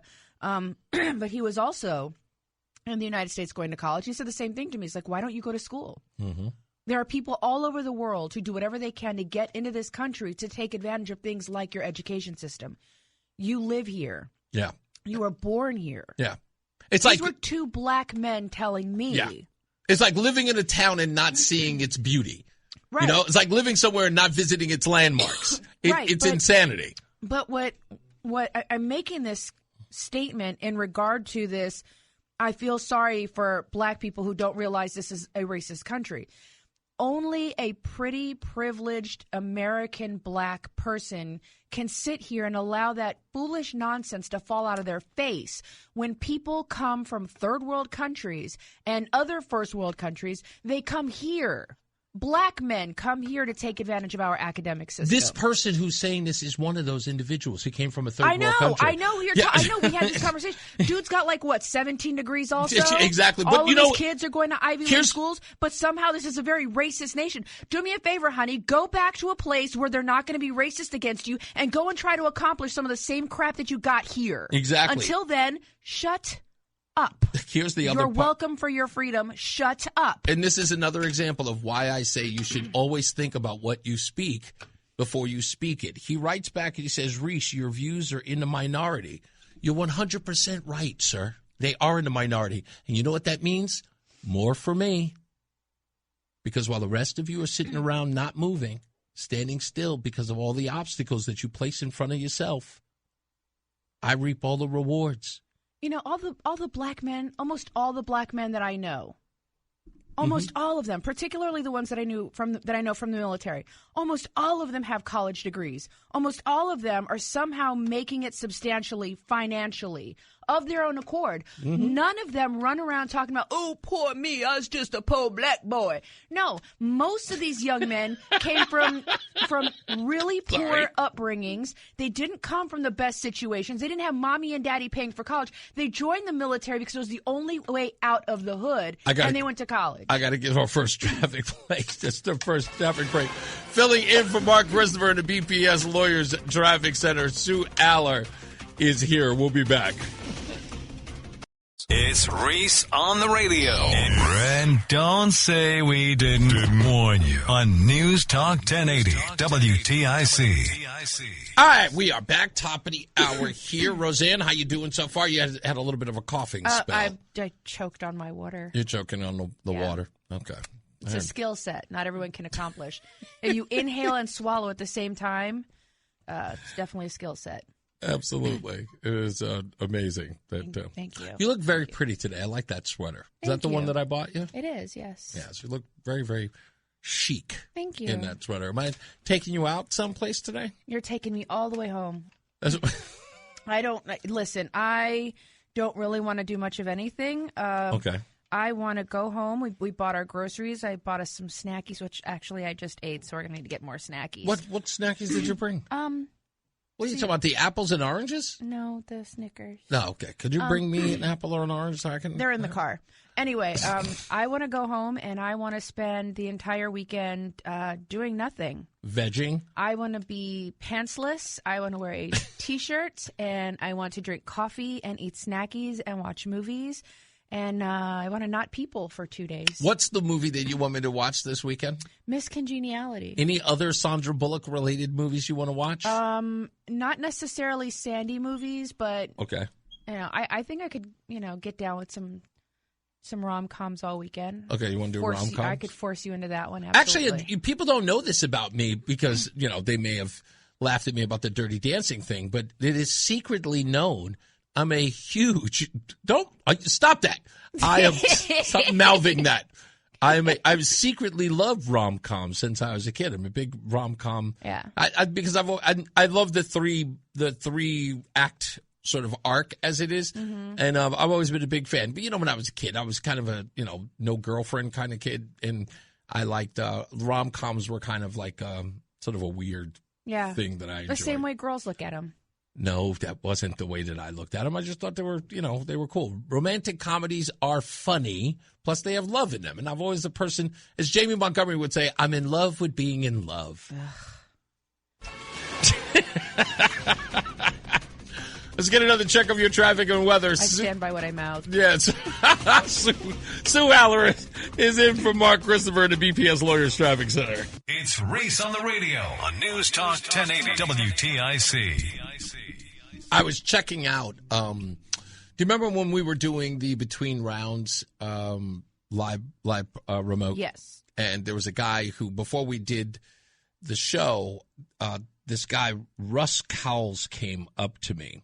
And he and I went over to the pawn shop right next door. Yeah. Remember him? Yeah. And he's the guy who makes the cigar box guitars. Yes. Yeah, he just sent me a great picture of him that's from his Facebook page. I just posted it.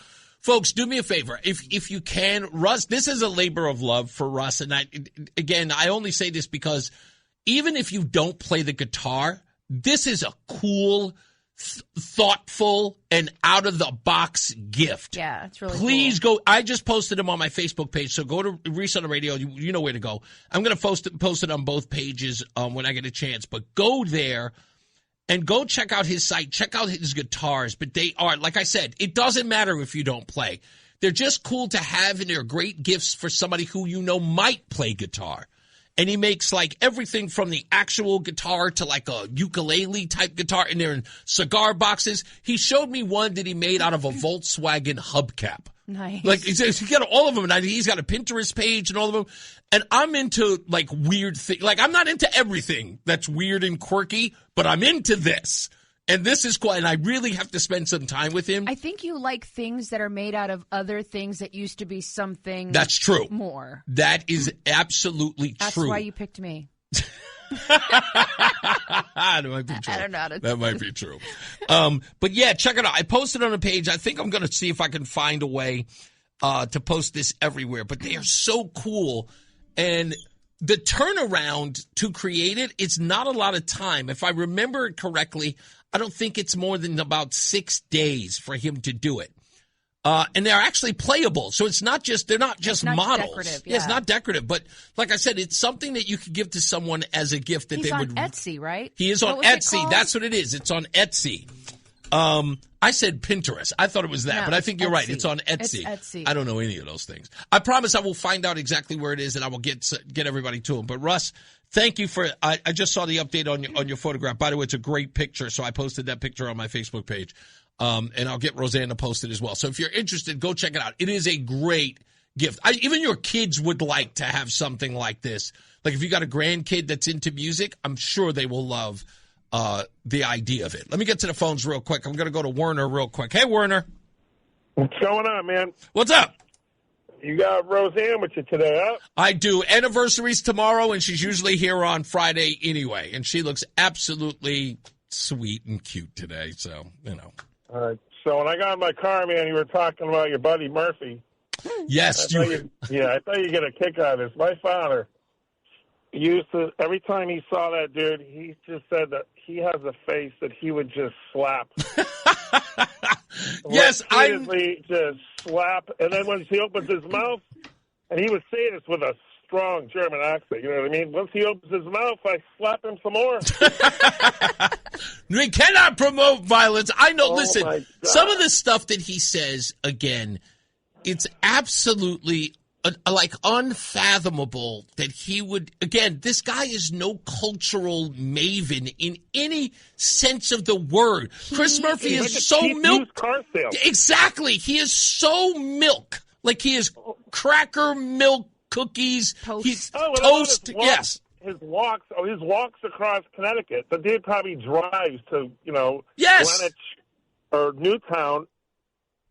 He doesn't walk through Bristol and New Britain. He sure enough doesn't. I'd never see him. He get his lunch money taken again. Yeah, that's because it would then have to be called running through Connecticut if you had to. Or we would call it security through Connecticut. That's what it would be. The other one's no better. We have the worst. The other one committed a felony, false valor. He was signing boots in California. He wasn't in Vietnam. Was he signing boots? I don't see him doing anything else. Yeah. Well, listen, we have so much ground to cover with Blumenthal. We'll get into that in a second. By the way, I understand today is his 80th birthday. I saw some post about that today. It looks like 180. That dude looks you ain't right. Not good. Werner, you ain't right. Get out of here. You're such a mean guy. All right, man, I'll talk to you. Enjoy your weekend. She's got a good weekend in store. Chill out, rest, and have a good one. Buddy. I definitely will. Thank you, buddy. Chris Murphy's about as interesting as white wall paint. Yeah. Not the shiny stuff, like the flat matte stuff. Flat matte paint? Oh, yeah. He stands out about as much as whiteout. Polymarket is the organization that yesterday we talked about briefly. They did the, what's it called? You know what? Hold on. I forgot. I have to play this audio. Because we were talking about Chris Murphy. So forgive me, folks. I was going to move on, but I forgot we have to play this audio. So we were talking about the whole Jeremy Carl thing and about how white culture is, in essence being dismissed for this, for multiculturalism. Right. I'm still trying to figure out what black culture is. Yeah, exactly. Black culture. There's a whole bunch of things. In fact, Adam 12 sent me and said something about black culture is Nissan Altimas and Newports. But I have to fact check that. Anyway. I'm still trying to get to the point that Irish, Italians, Serbians, Greeks, Polish, these are all the same. Yeah, but if you calling that white culture is a bad thing, when truth be told, it's just American culture. Right. That's all it is. Right, but and that's what I'm saying. Chris Murphy is like, well, what is specifically white culture? Yeah. Well, which flavor white, right? Yeah. We asked our friend Matt. Mm-hmm. I asked him, what flavor Asian are you? Yes. I do that to Latinos. What flavor Latino are you? Not to be derogatory, because I want to know which one you are. Are you Thai? Are you Vietnamese? Are you Korean? Are you, yes. You know what I mean? You have to know. Absolutely. So you can't walk up to a white person like, you're white. You eat mayonnaise. You know what I never I mean? hear? Whenever you ask an Asian person what flavor Asian they are, they never say North Korea. Just sorry.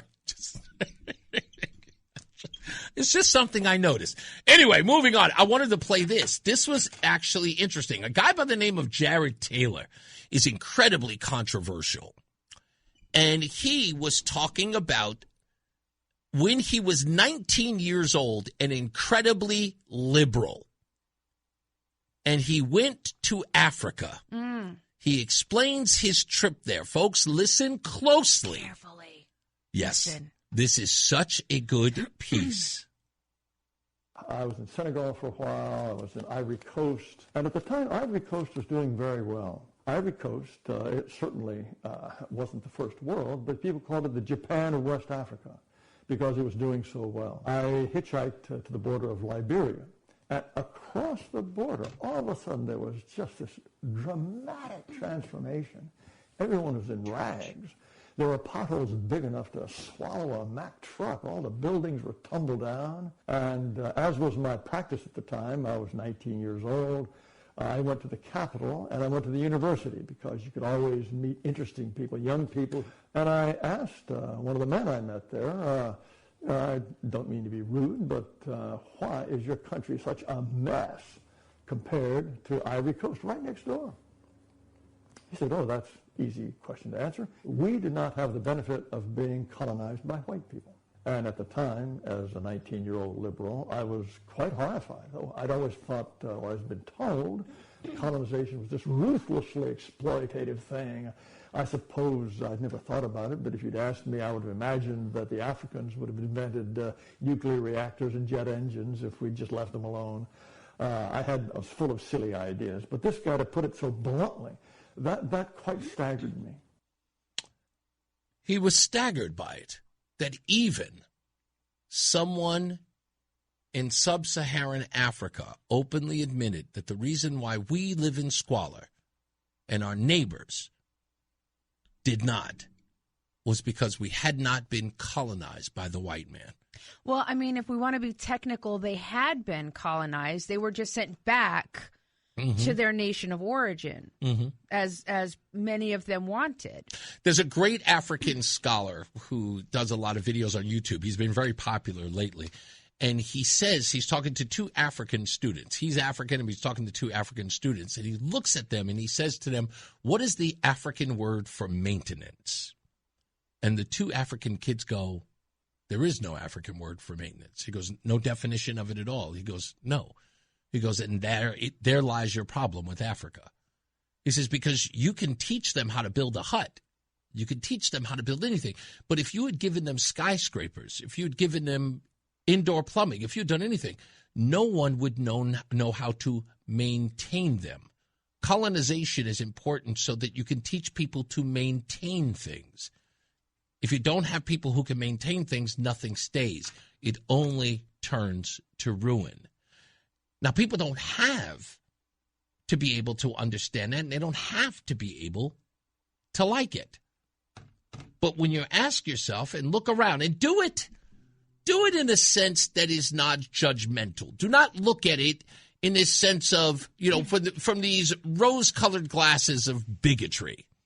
Look at the nations. Ask yourself, why is this part of Africa so dilapidated? Why is the People's Republic of Congo not like Japan? And it is simple. No one knows why. I'll tell you. It has not been colonized. And once it becomes colonized, people will maintain it. Because it can't be maintained on its own. It won't be maintained on its own. Deep down, and this is the part you need to understand, and you have to like it, and really, really appreciate it. Even in Jamaica, why do the resorts look so beautiful? And everywhere else, it's not like you don't have a template. It's not like you don't have a place to look at and go, wow, that resort is beautiful. Let's build the same thing. You could, but you don't. And you never ask why. I got a better example. Please. Go to the hood. Perfect example. Yeah. They've been colonized. In fact, they built America, right? That's true. We're talking about the African-American community built That's America. What they're told every day. They worked hard, some of the hardest working, most highest educated, most loyal Why the hood look like that? I couldn't tell you. I couldn't tell you. I could come up with a couple of ideas, but I've lived in Chicago, the south side of Chicago, 103rd and Forest Avenue, right? Like one block up from King, right? So in the hood. I don't know. San Antonio. I think white people are showing up at 2 a.m., 3 a.m. in the morning and urinating in the project hallway. Throwing trash everywhere. I think that white people show up at 3 o'clock in the morning and write graffiti up on the walls. I had someone told me, do you know somebody told me that? Somebody told me in a real conversation that Chicago's murder rate was 800 people in a year in the hood because white people are coming through Chicago in the middle of the night. Let me tell you a little something about that. When I lived in Chicago, 103rd and King, I lived in the Roseland neighborhood, right? Mm-hmm. I took the orange line. I took the blue line to the orange line to the red line, and I took 2 buses to get to my neighborhood. Damn. By the time I'm on the red line, headed into, was it the red line? Good grief, I can't remember. I'm on the train headed south. Once you get past 35th Street, people like me, not on the train anymore. That used to be the case in Manhattan. I had a lady look at me one day, baby, are you lost? I had my headphones on. Excuse me? I said, baby, are you lost? You know we done past 35th Street, right? You know we done past. No, I'm fine. Are you sure, baby? Do you know where you going? Yes, thank you, ma'am. I appreciate your help. We kill people up here, baby, especially they look like you. I just want you to understand. I stood out. Yeah, no, I know the drill. I stood out like a crazy person. Yes. I was the only one. Only one. I know what you're talking about. There weren't even Puerto Ricans on the train. I was the most light-skinned person on the bus. I told you on the train. I told you look like a Jewish woman. Right, but so you're telling me I'm supposed to believe that white folks getting in their nice cars, driving to the hood, he swore to up go and murder black folk. Listen to me, could not be taken off the ledge, this guy. I lived there. Let me tell you, one night, little Ellis was a baby, right? And our house, the house we were staying in, was on an alley. Behind the alley, there's a little alley, a dumpster, and then there was a dental clinic. There was this yes. And across the street. You got to hurry up. Go ahead. Why don't you, I'll come back and I'll tell you. Because, girl. We got to take a break. Girl.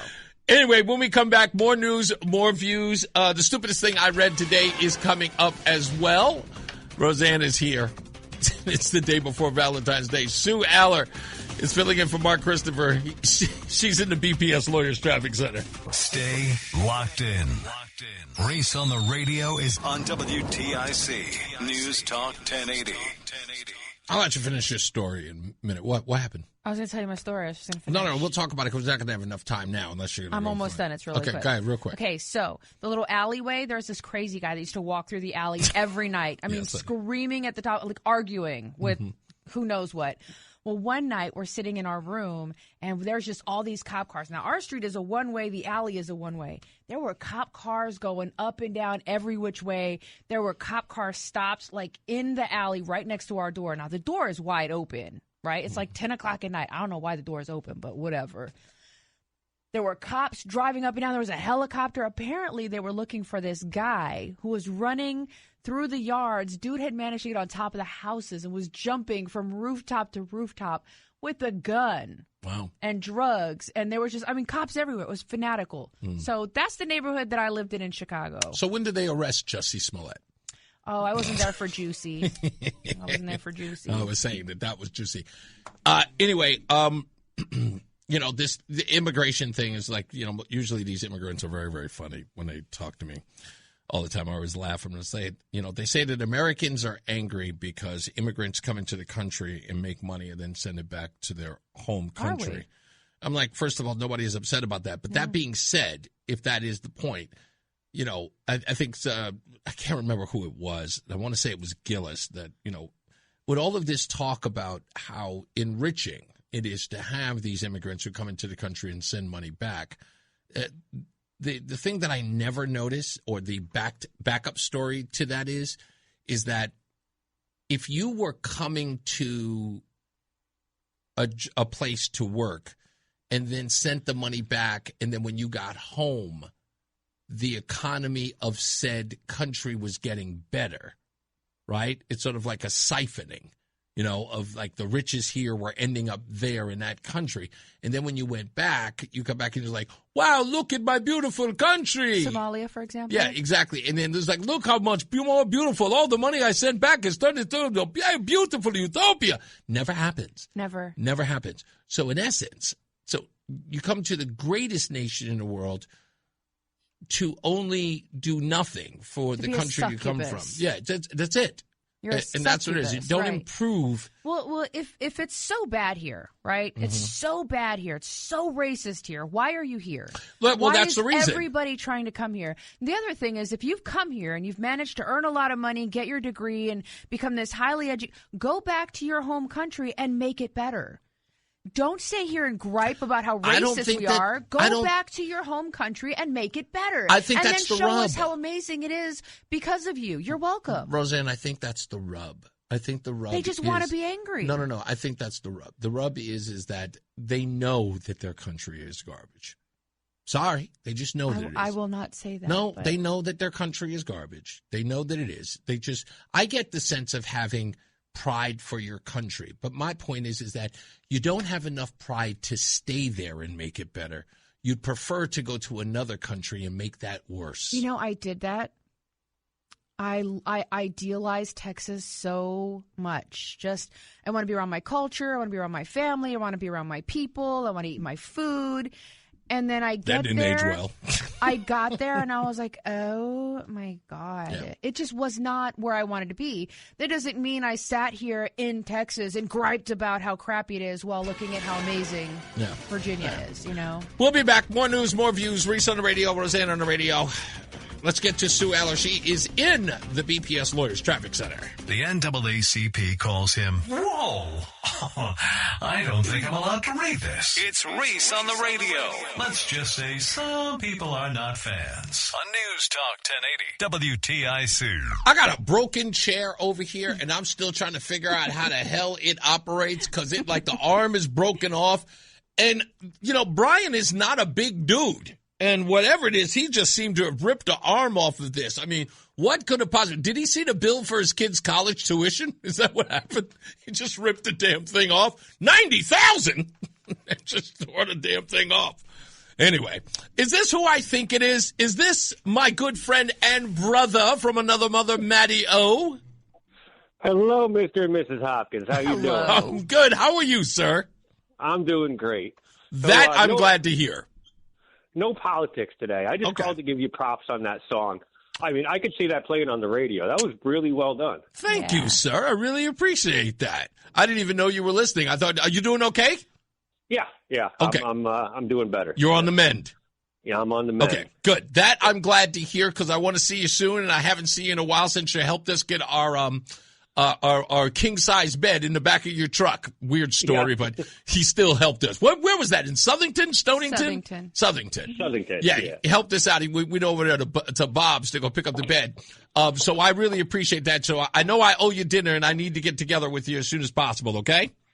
Yeah, I'll text you, and I'd love to see you guys. All right, absolutely, awesome. And I'm glad you're doing okay. So thank you for the kudos on the song. I worked incredibly hard talking about the thing that Rozan loves most, everything. Who sung that, by the way? Let's just say it wasn't me. I didn't think so. Thank you, Matt. Take care. You got it. Bob is in Middletown. Rob is in Middletown. Hi, Rob. Hey, Reese. Happy anniversary, brother. Thank you, sir. Your lovely missus. Thank you. You know what they say, behind every great man is a good woman. Or the woman who's pushing you out the door. What's up with you, buddy? Nothing, man. Just calling to wish you the best. Enjoy your weekend, sir. Thank you so much, man. You be safe out there and keep it warm, okay? I will. You too, brother. Thank you, man. Take care. You got it. You know, we do lighten it up on Fridays usually, because even when there's news out there. But I was watching this video before we left the house today, and it was one of these influencers or the guys who do these funny videos, and he had done the day 11 breakdown of the Savannah Guthrie, Nancy Guthrie thing. Oh, boy. So, yeah, it was pretty bad. But anyway, it's one of those videos, if you watch it online, where the guy goes, day one, and still shock and horror. It's a progressive timeline. Yeah, progressive timeline. Exactly. Thank you for the accurate description. So in essence, he breaks it down like what his attitude was like day 1, day 2, day 3. And of course, in the beginning, it was like, oh my God, it was like, who would do this, blah, blah, blah. Day 5, he's getting into conspiracy theories. It's like, oh, it's this, and who was that? Did it. Look at those the sister dead eyes. Yeah, exactly. He says the sister did it. Look at those dead eyes. He goes through this whole thing. But what's crazy is, I watched it because I knew it was going to happen. It resonated with you. It resonated with me. So he gets to day 11, and he's looking at his phone, and he looks up, and whoever he's talking to, he goes, they ain't find it yet? All right. And he looks down, and I went, that's what I'm fearful of right now. And here's why. And it's not, John Silva does the bottom of the hour and the top of the hour news here. And his report, just like yesterday's Fox report, is evidence of what I'm saying, that the news media is getting tired of the story. It's still an important story. I don't want anybody to think I'm being mean here or dismissive. This is a woman who is missing and in my view, may very well not be alive. There's a likelihood of that, right, in my view. But with all of that, here's why I know that the news media is losing its interest, and it's trying to find a way to back away from this story and sort of because it used to be nonstop wall-to-wall coverage. It's going to have to lighten its load, so to speak, because of this. When you were telling me that it's breaking news that the FBI said that not just found a glove, that the FBI says that he may be 5'9" or 5'10". That's breaking news. That's not breaking news. I know who it is. Yeah, exactly. It's Matt Lauer. No. That's not a news story. It isn't. I mean, that could be anyone. Do you understand that the average height is somewhere around 5'9", 5'10"? Yeah. Like, that is not a breaking news. And we're talking, in fact, somebody said on Fox, and said his height is 5'9" is about as relevant as saying everybody in Tempe, Arizona is responsible. Mm-hmm. It's like, that's how ridiculous this is. And in my head, I'm going, what? Now, I've heard people try to throw the angles. White Mike has said that, the husband worked with Epstein, Savannah Guthrie, and the survivors, and all this other stuff, and trying to attack. I get it. Fine. But when you're searching for an interest in a story that should already naturally have an interest, here's what I mean. Do you remember Elizabeth Smart? Yeah. How much do you remember that? Isn't that the little girl they found in the woods tied to a tree or something? No, that's another woman. That's the little girl. She was the one who actually gave birth. She gave birth to snap. her captor's children. Oof. While she was found in the basement. No, she was found in the woods. Okay. But the Elizabeth Smart thing, which was crazy, told you how brazen the Elizabeth Smart thing was. They had dressed Elizabeth Smart up to look like one of these religious fundamentalists, and her captors were taking her out on the street. There's one story where they took Elizabeth Smart to a party. And they were just, they took her to a party or a gathering or whatever it was that they go to, and they were just bringing her around. Crazy part, also another story that people forget. When Elizabeth Smart was finally found, the police officer who saw her says, "Are you Elizabeth Smart?" Do you know what her answer was? I'm assuming she said no. She said no.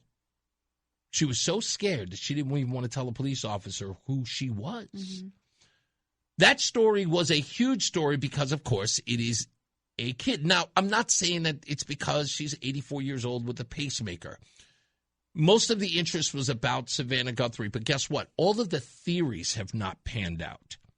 And people are running out of theories. And the only one left is this really, really interesting theory about the whole Jeffrey Epstein thing. No one wants to touch that. What is this Epstein theory? I'm so glad you asked. Open door, walk to it. White Mike is on the line. Mike, do you care to throw in? Rozan's never heard your theory, and I know you said it the other day at the end of the show. Care to enlighten us? Oh, man. Well, so it's kind of hard to make it concise, but Savannah Guthrie is in the FBI files and the Epstein files. The girl she interviewed was one of Epstein's recruiters. The girl tells the FBI agents, I gave Savannah the same list I gave you of these victims, and we've not seen Savannah's list ever. Right. Harvey Levin is in the Epstein files, referred to as Harvey, who is rough on young boys. Harvey Levin is a well-known homosexual. Why does Harvey Levin's group TMZ get the ransom note first? Why? Of all the people you can give it to, why Harvey Levin? Because I think it's all connected. I think this is an gay?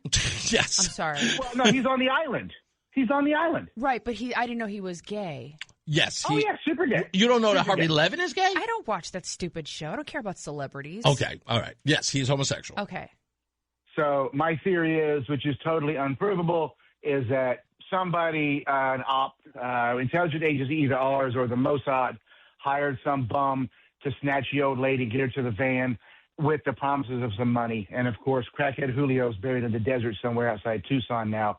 And this lady's being held till Savannah fesses up the files.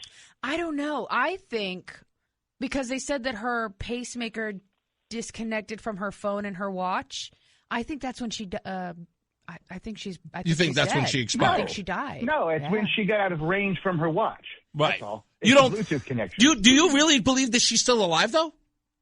Sure, absolutely. Okay, because something in my and let me tell you why.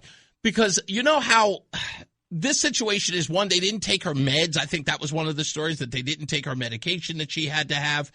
But I'm under the impression that whoever this was, Amateur Hour, is dealing with an 84-year-old woman who has other ailments, if you will, and whether or not they'll be able to maintain her sort of regimen to keep her alive. And if it's an op by the intelligence agencies, they know her meds already and they have them. Okay. And you think, you're talking about this as like an operation that is keeping her alive.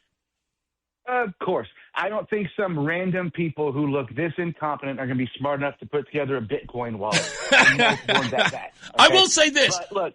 So wait a minute. I'm just going to throw the theory at you. You don't think this guy that was at the front door or on the Google Nest thing is some amateur? Because the guy looks like an amateur. No, I told you. I think he's an amateur that they hired to get the old broad from the house to the van. Ah, okay. Yeah, so in essence, like he's the patsy. Yeah. And then he's dead in the desert with hundreds of other people that are dead in the desert, buried in shallow graves. Right. Okay. Good point. But so let's get to Epstein real quick. The reason it's important is getting attention is not because of the surface level, he was trafficking teenage prostitutes. Right. That's not it. If that was it, I wouldn't care, because all our heroes, all our rock and roll heroes throughout history have been banging teenage girls. I don't really care about it. Right. It's not my issue. But I think the worst thing is happening there.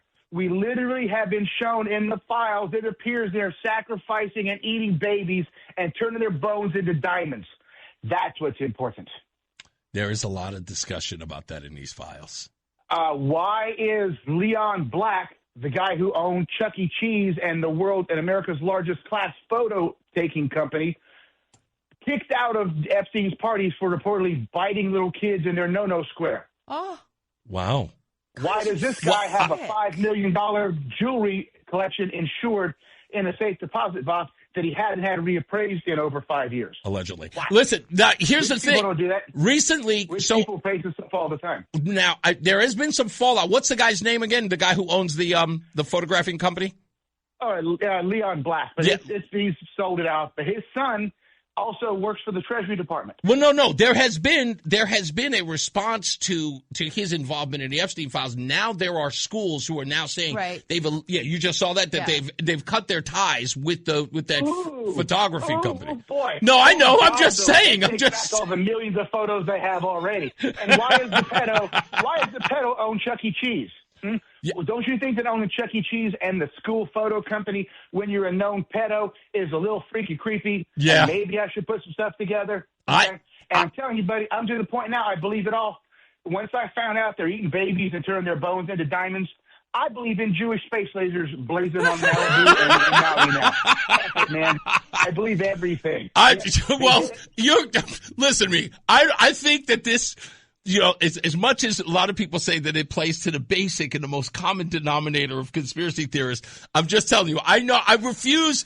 Not to, you say it to me all the time. You go, it'd be cool if you did. I'm just saying, I'm hedging just a little bit. Saying, I'm hedging. I just saw a list. I saw a list of the people that Jeffrey Epstein emailed the most. About everybody, and except for the one wacky Saudi prince, every one of those people kind of like doesn't eat bacon. Okay, so my theory is right that if you were in Epstein's circle, you got to engage in the surface level perversion because it was useful to the intelligence community for you to do that. Yeah. So they bring you in, low level politician, and they set you up with a teenager.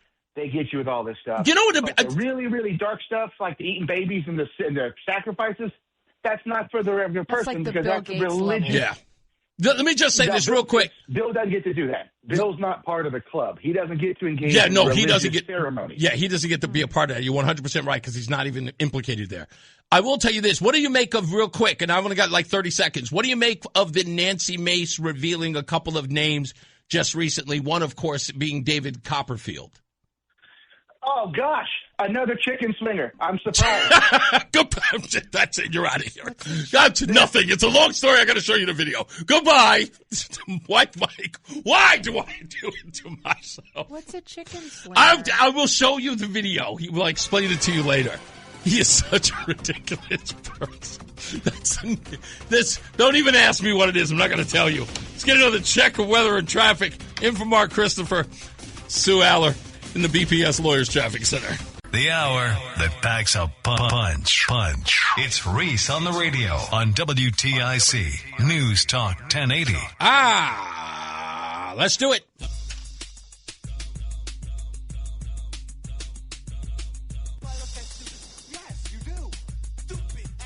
This could very well be the stupidest person on the face of the earth. This is the stupidest thing I've read today. An Alabama man wanted on drugs and weapons charges has posted a video denying that he fed methamphetamines to a so-called attack squirrel that he considers a pet. Mickey Polk posted a video on his Facebook page Tuesday as authorities continued searching for him. Polk, who is accused of keeping the squirrel in a cage and giving it meth to make it more aggressive, laughed off the allegations in the video. He said, "You can't give squirrels meth. It would kill them. I'm pretty sure. I never tried it."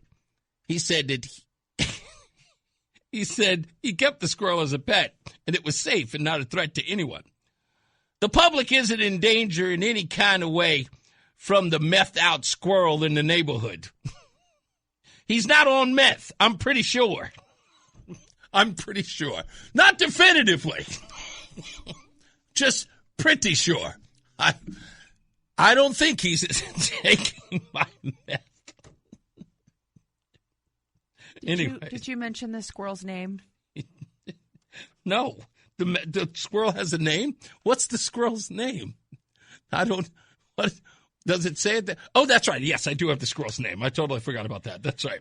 The public isn't in danger in any kind of way, he said about the methed out squirrel.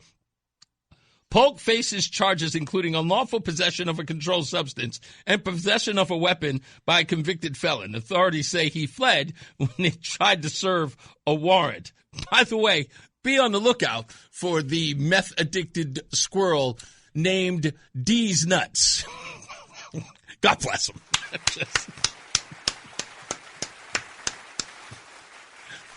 They caught him? Oh, they caught him. Poor guy. Was the weapon the squirrel? Well, what they're saying is that he fed the squirrel meth so he could attack people. It's just dumb. We gotta go. Let's get weather and traffic. Sue Aller is in for Mark Christopher in the BPS Lawyers Traffic Center. I'm Tom O'Hanlon, and you're listening to Reese on the Radio on WTIC News Talk 1080. We are back. We are live. Rozan is here a day before our anniversary, third anniversary. I know you're excited about it, but you want to sit at home, and I'm actually kind of weirded out that Why? You don't want to go, like, I don't know, for some other reason.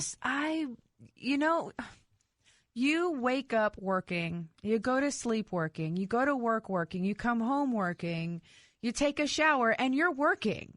Guys, he literally takes his iPad into the shower and watches the news while he showers. You are never... Nobody's going to believe you when you say that. They're going to think he's watching other stuff. No, I'm watching the news. It's literally the friggin' news. So for me to have a weekend with you, and I'm going to ban the utilization of anything outside of sending me funny memes.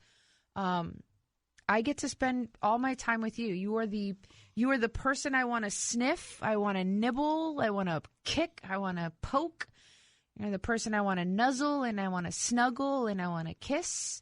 I want to be with you in every way I possibly can, as close as possible, just short of wearing your skin. You like that? That last little part there. No, I was Roland screaming. Roland said, "Psycho." Indeed. No, I want to be able to just remember when we first got together and we'd do bubble time. Yes, I do remember that. Lay in the bed for 20 minutes and do nothing but just snuggle and laugh and talk. Yeah, I miss bubble time. Yeah, and that's what we haven't done it in a while. We have not. Yeah. So. Okay. Well, we'll have bubble time this weekend. And we will. Now, Saturday, we'll do bubble time. I promise I will not touch my phone. So all of you out there from Adam 12 to Sam the Man on the Street. Text my man. Don't call. Don't email. Don't text. Don't Facebook. Don't Instagram. Don't do nothing. Saturday, he is all mine. Hands off. I will fight you. I'll fight you. So. But seriously, allegedly. Also, just so you know, hold on. So a lot of people I know we're going out to dinner with Ruddy on Sunday. Mm-hmm. We're not doing anything tomorrow. Tonight, you don't want to do anything at all. You can't shopping? We can go to the mall. Okay, we'll go shopping. Okay. Will that be? Yeah, because your present didn't show up, so I have to go buy you something in the interim. Don't tell me no. I'm going to buy you something anyway. I'll find can I pick it? Whatever I want. You didn't let me pick mine. Well, I got you what you wanted. Okay, I got you what you wanted. No, I didn't want that. You got that because you thought I wanted it. But I like it. I like what you got me. Okay, never mind. Anyway, I wanted to get to this Polymarket thing. Can we do that? Polymarket. Just move on. Okay, thank you. Shovel down. So, remember yesterday we were talking about Polymarket, and what they did was they put up this store in the West Village at 7th Avenue South. I didn't know this. At 137 7th Avenue South. They built it as New York City's free grocery store. First free grocery store where people could walk in, grab a branded tote bag, fill up with free groceries and household items, produce, meats, toiletries, and more. No purchases or registration required, and then go home. Well, I was trying to figure out, I was like, is this a new thing? Is this for real? No. It opened on the 12th, and it's running for 5 days, up until February 16th. Free groceries are available for only part of that period. Main giveaway days, Thursday and Friday and Sunday, and with Saturday focused on free flowers, cards for Valentine's Day, and on Monday as a community donation day for food drives. It's stocked fully, served thousands on the opening day, and it paired with a $1 million donation to the Food Bank of New York City, plus claims of donating equivalent to 3 million meals. But it is only a pop-up, so it will not be there permanently. Now, I believe, personally, this is a bad thing to do to New York, because like any other government program, once you initiate it, you can't end it, and people will lobby to keep it. You give these people free groceries, and not only that, Mamdani, who's already promised it, I mean, this was sort of like, I think they did it as a thorn in the side to him, because Polymarket and Kelshi, I think, is the company that does this thing, there's a prediction market gambling thing. Well, they want to deem it as gambling. Letitia James, the Attorney General of New York, and as well as Mamdani, they don't like this company, and they want to kind of tax it or, if not, have it in the city at all. And they did this to undercut Mamdani. So you give these people what Mamdani has already promised them, they're going to start screaming at Mamdani and saying, hey, when are you going to make this happen? It appears that a capitalist company can give us free groceries. Why can't the Democrat socialists? Here was a woman who showed up, talked to Fox 5, and we played this yesterday. But for those of you who missed it, here it is. It's a good idea, just for the experience. Right. I don't think it's a good idea for New York to do this all the time or every day on a consistent basis, because it'll lead us back to maybe like Cuba when they give out food to families and everybody has to come. So that's a concern for you. Okay. Yeah, now it should be a concern because that's how the bread lines start. But the bread lines are never what they are because Polymarket didn't ask anybody to sign up. It didn't ask anybody what their social economic background was. If you didn't want to spend money on groceries, or if you wanted to save some money on groceries, even though you could afford them, Polymarket gave you the opportunity to do that. I can't believe we missed it.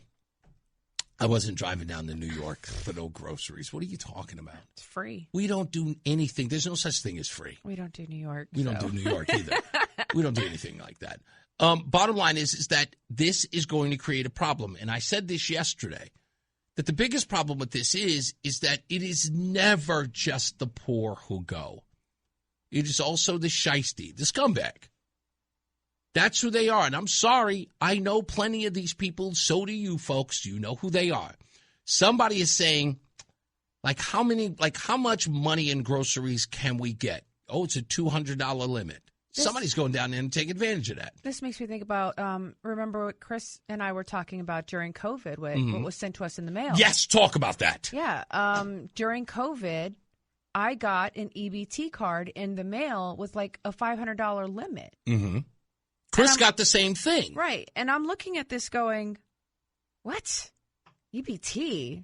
I never applied for it. So I'm thinking it's a scam. Well, I call. Well, it's got a phone number, and you never call the phone number on the package. You have to look online and get the legitimate phone. So I call, and it's the same number. And I'm like, okay. So I call it up, and I'm like, yeah, I got this card. And they're like, yep, we're giving it to everybody. And I was like, I don't need it. Well, do whatever you want with it, but it's yours. I threw it away. Now, I know that there's somebody out there going, you idiot. I had no need for it. I didn't. I was working. I was in school. And the boy's father was helping out financially. Was there a principle thing about that you couldn't use it? Like, what was the reason, like in your heart of hearts, why you couldn't take? I don't need it. Okay, I get that you don't need it. Right, you didn't need it. That's for somebody who has a need. Like, I'm taking this money away from somebody else who could potentially need it. I don't need it, right? And then on top of that, we would get emails once a week from the boys' school during COVID. Based on alphabetically where you fell, which day of the week you came to the school to pick up free groceries. Wow. And again, I never took advantage of it because I didn't need it. I have a problem with taking things that I don't need. Okay. I got you. If I purchase something that I don't need, that's different. But being handed something that I don't need when there's somebody else who genuinely has a need, it seems... It feels very, I don't know, politician-y. Icky? It does. It feels icky. Yeah. I feel like an NGO. I feel like I'm at the Leering Center. That's not nice. No, I find this weird that you and Chris shared that experience, that you got an EBT card. I would have freaked out if I had ever received that. I would have We got one too. Did you get one too? Yeah. No. You didn't have any kids. That's probably why you didn't get one. Probably. Yeah, we got one too. We use ours though. Dude. Yeah, I'm sorry. I'm not above it. Like I hear you, but wait a minute. Like Rozan is. But do you get my point, Roland, in this whole deal about look, if you give that to somebody, or if you give them the opportunity to say, hey, like if Stop and Shop or ShopRite had decided, you know what, we're giving away $200 worth of free groceries. Even if you are of means, you're going to take advantage of it. Some people are, right? Yeah, some people are, definitely. Most people, I would say, actually. Exactly. Whether they need it or not, they're going to take advantage of it. Right, but if they're reaching into their customer base, right, because you fill out that little card and you got the little scanner thingy, right? Sure. If they're reaching into their client base and they say, hey, we're going to reward some of our customers for whatever, being loyal or whatever the case may be. If for some reason I've done something or I've been part of a group that is somehow being rewarded for loyalty or whatever, that's different. But just the government is giving away free money. We're forcing you to take this shot. You have to stay in your house. You can't be with your friends. You can't go to church. But here, we're going to give you money. Stay inside the house. I will tell you this, Roland. I took that money, too. It just Roland, nothing of it felt like when you... Okay, did you use it at the grocery store? Yeah. And you did not. We bought groceries with it. And you didn't went feel... to Mohegan Sun with it. Yes, he went. Did you feel the least bit icky about it? No.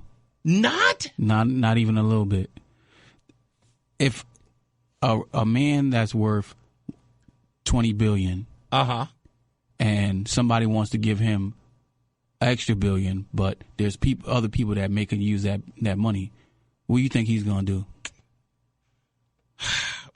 I get it. I totally get it. He'll probably just take it. He's going to take the $1 billion and not worry about it. Not saying that I'm not trying to. I get you. If it's not like they sent it to me by mistake and I'm like, oh no, and they asked for it back and I'm like, oh, I'm sorry, I already used it.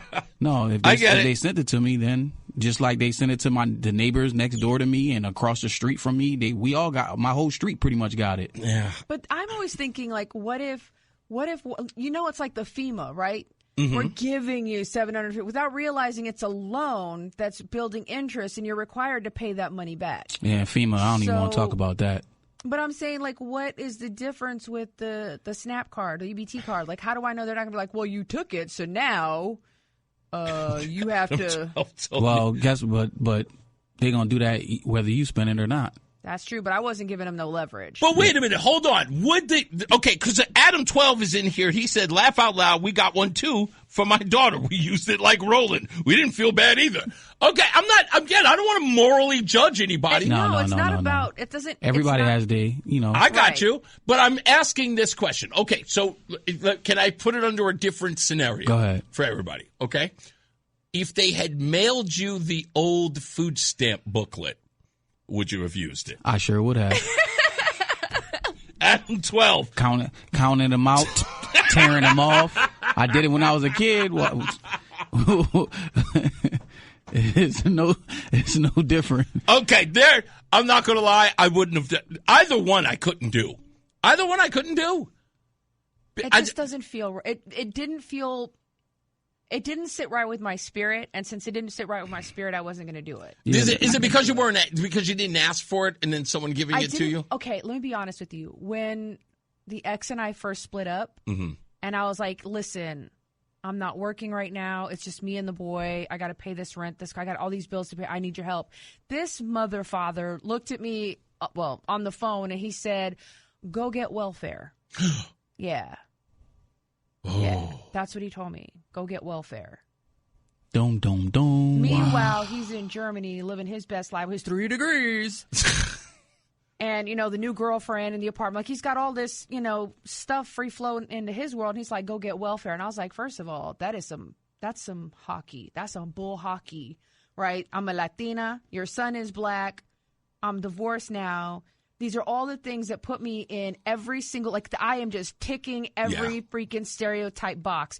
Heck no. Abso-friggin-lutely not. So when I get this EBT card, I kind of feel like maybe a part of me was going, I resisted the urge to take the easy way out. Then I refuse to take the easy way out now. Okay.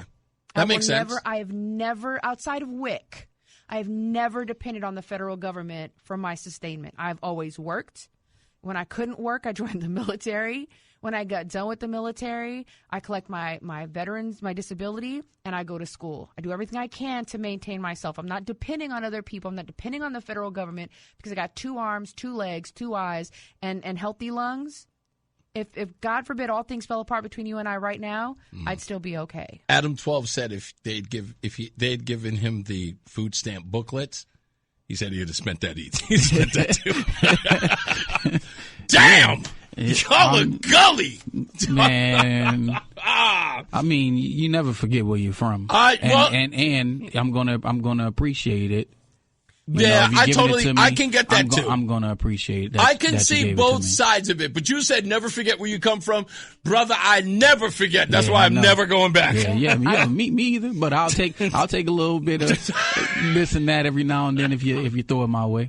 I've been homeless, I've been hungry, I've been on the streets, I've survived some horrible things. I lived in a 93 Honda Accord, so okay. Yeah. So I mean, I'll never forget where I came from. But I know maybe there's I can agree with the point. There's like maybe there's a sense of like too much pride that I couldn't take the money when necessary, because you never know. Like it's not like if I needed it, it would have been a different story. Yeah, I hear you. Had I been in a position of need, different story. But I didn't need it. I got you. I was capable at that point. It makes sense. Let's get another check on traffic and weather before we wrap this puppy up. In for Mark Christopher, Sue Aller is in the BPS Lawyers Traffic Center. The Odyssey app lets you jump back to the moments you missed from WTIC News Talk 1080. Download the free Odyssey app, search WTIC News Talk 1080, and tap earlier today to get started. We had some music birthdays to celebrate, but I was going to talk about them. But one, Mark Christopher's not in, so I can't really kind of celebrate them with him. So I'm stuck here with you talking about music, and because you don't know any of these people. No, I don't. But stuck here with you. Stuck Could you be here a little... with you doing the music thing, and you just don't know any. Okay, stuck Peter. Here with you. Peter Gabriel. Yeah, I know Peter Gabriel. And how do you know Peter Gabriel? Didn't he do that Head in a Box video? No. What? The talking head, Max no. Headstrom. No, In Your Eyes. From the In Your Eyes. Yes, yeah, that one? Yes. Okay. He used to be the lead singer of Genesis. Oh, I like Genesis. Yes, you do. You like the Phil Collins Genesis. Right. Yeah, he used to be the lead singer of that group. Great. Yes. Awesome. Happy birthday. Yes, happy birthday to him. He's turning 76. There 26, we go. 26. Got that wrong. Are you familiar with Henry Rollins by any chance? Henry Rollins is kind of a punk firebrand, part of a group called Black Flag. He's turning 65. Happy birthday, Mr. Rollins. Okay. Also, English British pop singer by the name of Robbie Williams. Are you familiar with him? Nope. Robbie Williams was the guy who I showed you that story. He was on Graham Norton. You remember that? Sure. Graham Norton is the English talk show. You don't have to explain it. Just sure. Do you know it?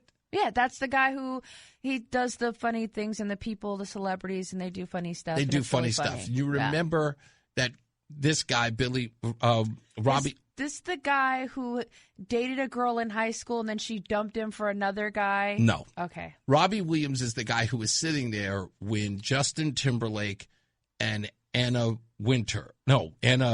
Kendricks were there also on the dais. And he told the story about the time that he was recording an album in a castle, and one of the cleaning ladies came in the middle of the night and asked to touch him inappropriately. Yes, and nobody believed it. Nobody believed her. Right. Yes, nobody believed her. No, he didn't. Nobody believed him either. Right. Until a decade later when he goes back. To the bar, and everybody says, he tells the story to his bandmates, and they go, oh my goodness, such and such was telling that story, and nobody believed her. That's Robbie Williams. So, yeah, it's a funny story. If you don't know who Robbie Williams is, huge story. Huge star in the UK. And he was up during that when the Spice Girls were a big deal back in the day. Oh. Yeah, he's very big there. Nobody knows that. Yeah, you like the Spice Girls? I didn't know. I wasn't really into the Spice Girls. There was the Ginger Spice Girl was probably the only one. Jerry, whatever her name is. Never cared for Spice Girls. Not at all? Not even a little bit? I know you think like I'm totally bubblegummy, but... You are bubblegummy. Listen, even I have standards. Spice Girls was too bubblegummy for you? It was so bad. How about the Pussycat Dolls? Nope. Yeah, well, you loved them too. Of course you did. They were gorgeous. Britney Spears, I'd rather shove pens in my ears than listen to Britney Spears. But you like Christina Aguilera. I love Christina. She's actually talented. They were both bubblegum. That's not music. Let's get a check of weather and traffic.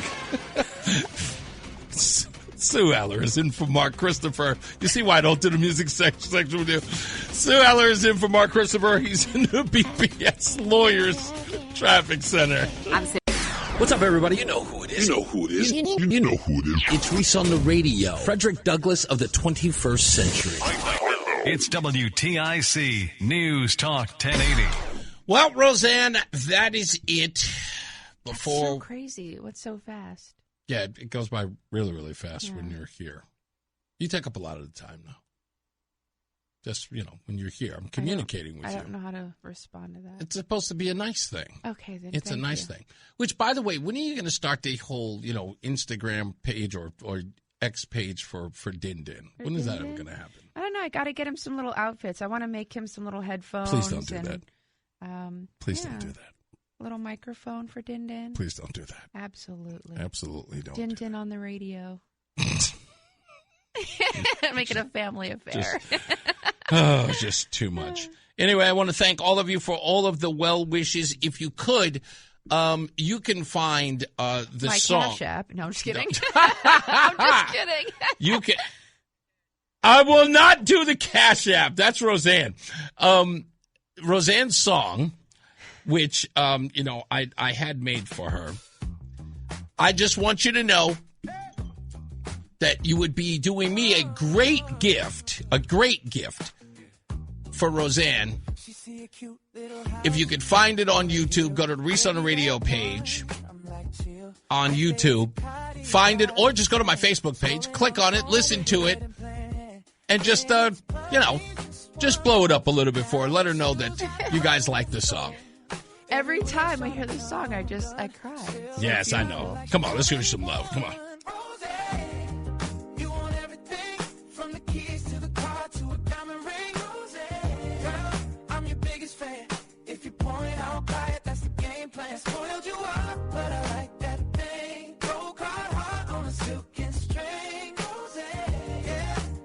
Here's the part about the dogs.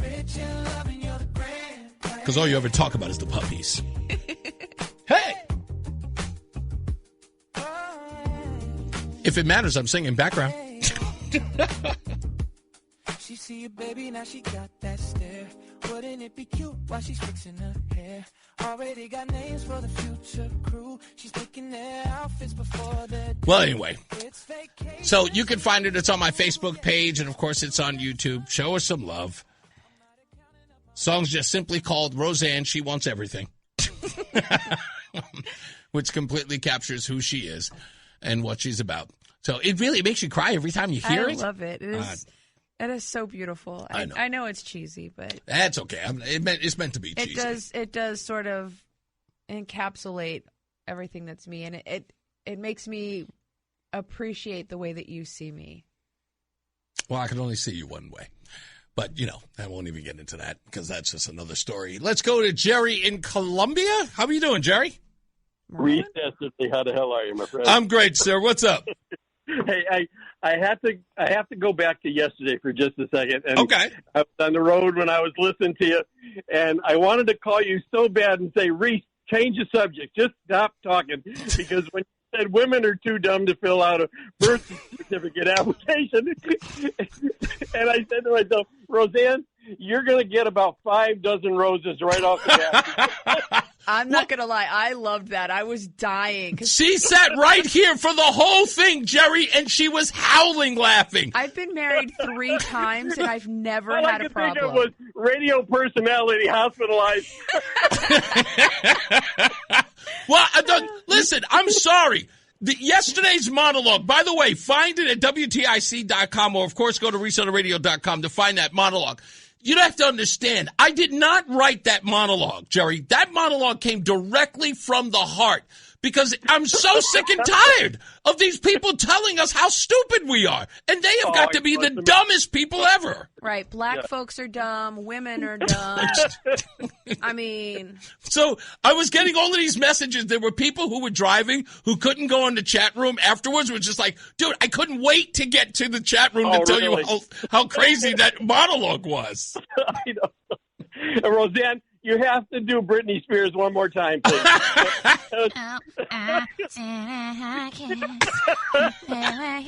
Oh, and I agree. Christina Aguilera is the best. Yeah, completely talented, without a doubt. I call them all popcorn music. But if we're talking about people who can sing, yes, Christine. Oh, baby. Okay.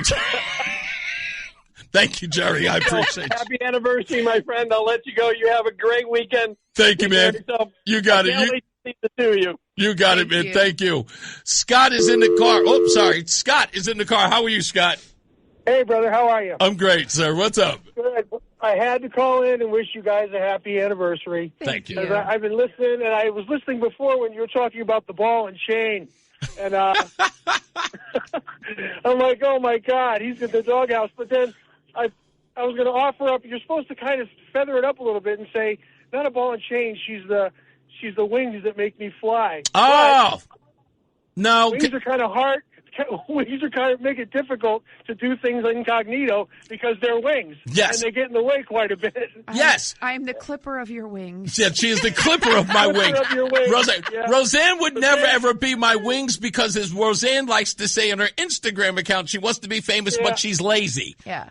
But then Rozan started going on with the, that whole groupie love thing, and I almost reached for my last barf bag, but I had... But I have to say, you two sound awesome together, and there's nothing in this world than being genuinely in love with each other. And at this time of the year, to have your anniversary at this time, it's so special for you guys. I really hope you guys have a great Valentine's Day together. Thank you so much, and you as well. I hope all of you do as well. I told you they'd got fall it, pal. for Take it. care. I told you the public would fall for it. You said they'll fall for what? They'll fall for it. I told you, and we decided to put this little thing together, this little act. Yeah, I told you. Oh, now it's an act? Hey, totally. When they go home and we're at each other's throats? I don't even know who you are. Like, we don't even live together, so. Carmela. Hello, Carmela. Hi, Reese. How are you? Hi, Rozan. Hi, Carmela. You totally. Did you hear the difference in her voice? She's like, "Hi, Reese. Hi, Rozan." She's absolutely. They love you. Yes, I'm smitten with Rozan. Yes, ma'am. I enjoyed speaking with you at the between rounds. Thank you. We had a great time. She's talking to me. Oh, sorry. She talked to me at between rounds. I was wondering if you saw those silly little pictures that I sent you about things from school again. Yes, I did. The words you need to know and those were pretty funny. Diddle? Diddle, and there was a blocked out part of a child's reader about Thor's hammer that was quite explicit. Thor's dressed like a woman, and he has to pretend to be a woman. He jumps up and says, "Do you want to touch my? Do you want to touch my hammer?" And somebody says, "Only if it pleases you." This is a children's book. No, it's not. Yes, it is. I will show you the picture. There's a white label pasted over the book. So whoever wrote the book was quite perverse, but it was covered, thank God, before the kids got it at school. You can still read through Okay, it. hold on. Which school are they showing this at, Carmela? Oh, well, I'm not going to say on the air. Okay, but it is in Connecticut? I can message Rozan. Yeah. Okay, good. Just message Rozan. I want to know exactly which school this is. Okay. Okay. But and by the way, is there a hood? Hold on, Carmela. Is there a hood? Yeah. Is there a hood near it? Yes, we are an urban district. Okay, good. Then this will be perfect. Then I know exactly what to do. Oh, we're going to have so much fun with this. Okay. Go ahead, Carmela. Goody. I'm sorry, Carmela. What was you calling about? I called to wish you guys a happy anniversary. I didn't know if I would get in anyways, but I figured it was worth a try. Thank you so much. And per your recommendation, Reese, I did go back and listen to your opening monologue of yesterday, and it really made me laugh because I get out at 3, so I missed the first hour. But I have been having fun on the internet with the question, why is nobody stepping up to empower the people who can't get ID? Damn right. And I also came up with an acronym to help Democrats get ID. And I literally have cut and pasted into 1 million Democratic pages and gotten very little pushback on my why is nobody doing this? Why is nobody doing this? That's right. And nobody is arguing with me. What's the acronym, by the way? HDGI, Help Democrats Get ID. I love it. But, yeah, so it's just been ridiculous. And I also, this morning, I just wanted to share that I got a like from Pam Bondi because I commented on Benny Johnson's post about how nobody seems to be upset about the things about the children sacrifice and eating children. And I said, no truer words have ever been spoken. Yeah. And one of the things that has blown my mind in the last couple of days was the comment that when Trump said they're eating the cats and dogs, everybody went nuts. Yeah, that's right. They were sending babies. That's right. They were sending reporters to that Springfield town in Ohio to go find out. There's no dogs, no cats being eaten. You see, they're eating babies. But eat babies it's is fine. okay. It's fine. Babies is okay. They're white like, babies, that just so it's blew okay. my mind. Rozan said they're white babies. So mind-boggling. It is. Hey, you know what? It's no different. You know, you find out when you find out people are eating the babies, they go, well, they abort them. I mean, it's kind of the way to look at it. They should save themselves a step and just, sushi is just raw. Oh, my goodness, Rozan. That is just gross. So I just literally had a conversation with somebody on a post where they said, people were complaining about people wearing the Be Good pins. But then the lady was saying, but look at all these people with the AR-15 pins. They're supporting child murder in schools. And I commented to the guy, I said, wearing an AR pin to support your Second Amendment right doesn't make you a bad person any more than wearing a pin in the midst of devil worshippers and pedophiles makes them good people. Yeah, exactly. You know, I had an AR-15 for 10 years. I was in the military. It was a M4 and M16. School safe? My gun never went off and shot any children. Yeah, interesting. That's weird how that works. Yeah, you must have had a defective one. I did. My 9mm too. My 9mm, I had that thing for over a decade. It never killed anybody. Thank you, Carmela. It's always good talking to you. Enjoy your day tomorrow. Thank you. She will, and I'm gonna may have to lock up all of the devices just to keep me occupied. Boy, there's a lot of romantic comedies. For one day. I know, it'll be fine. For one day. Charlie Kirk did it. So every week. Enjoy, and I hope to talk to you guys soon. Thank you, Carmela. We'll talk to you soon. All right. Bye. All right, bye, Rozan. Bye. Did you just hiccup like a drunk person? I did. I hunger. Whenever you hiccup like that, I always think, I was like, is she drinking? What's that about? Am I drinking? Yeah. Wow. Because that's, what I've always associated with. It's a random diaphragmatic spasm caused by an overactive gut biome. Nerd. Acid reflux is what I'm saying. Yes, I know it's something. Donald tells me he wants to ask me if I've ever heard his reggae version of Phil Collins' Another Day in Paradise. Donald, the fact that you would do a cover song of a song about a white man. Yeah, about a white man shows that you are not a true black nationalist. And again, still looking for white inclusion. You should be ashamed of yourself. Malcolm X talked about you. Be nicer a little bit, please. I was just saying no because I know you haven't. You're so nice. What? That's not mean. This is why you don't have any friends. This is why I'm your only friend. I'm just as mean, if not meaner than you. That's why we get along. I am a good, decent person, and I care about all people. Very mean. My deal is that I care about all people, and the people that I meet and everybody that I'm around, I love them all. Right. You don't pick and choose based on skin tone. Yes, in fact. Right. And I mean, my friends are my friends. Do they happen to all be white? If you care about that stuff, yes, they are. But I have a few black friends. All my children are. Yeah, there you go. That's right. All my kids are. Yeah, and plus I live in Connecticut. It's different. And in Texas, we didn't have any friends, but that's just because they weren't nice people down there. Most of the people we had were Hispanic. Yeah, our neighbors were awesome. Like at least 80% of our neighbors were Hispanic, and they all own homes. They were all Mexican. Yeah. All of them. We were on the South Side. Yeah. And in Virginia, we had a lot of El Salvadorians in our neighborhood. We had a very mixed bag in We Virginia. always have. Yeah. I don't think we've ever selected based on immutable characteristics. Nope. I just talked to one of my homegirls from New Orleans a couple of days ago, and I sent her a picture of the snow and all of that stuff. And she was like, "Where are you at again?" And I said, "Connecticut." And she said, "Are they black people in Connecticut?" Yep, rolling. She literally asked if there were black people in Connecticut. Tell her no, and you're incredibly nervous about it. It's like, black people? Yeah. No. Let her know you have to be home before the sun sets. Tell her you have to be what? Home before the sun sets. You have to hire white folks to go to the grocery store for you. It's just crazy how people could think that. Yeah, they think the worst. We got a DoorDash after sundown. As I always say, radio is free, so we thank you for paying attention. Remember to keep JC in your hearts and in your mind. Sean Patrick, we love you and we miss you. Remember that panic is not planning, so plan your work and work your plan. Me, I'm Reese on the radio. She is Rozan on the radio. Say goodnight, Rozan. Good night, Rozan.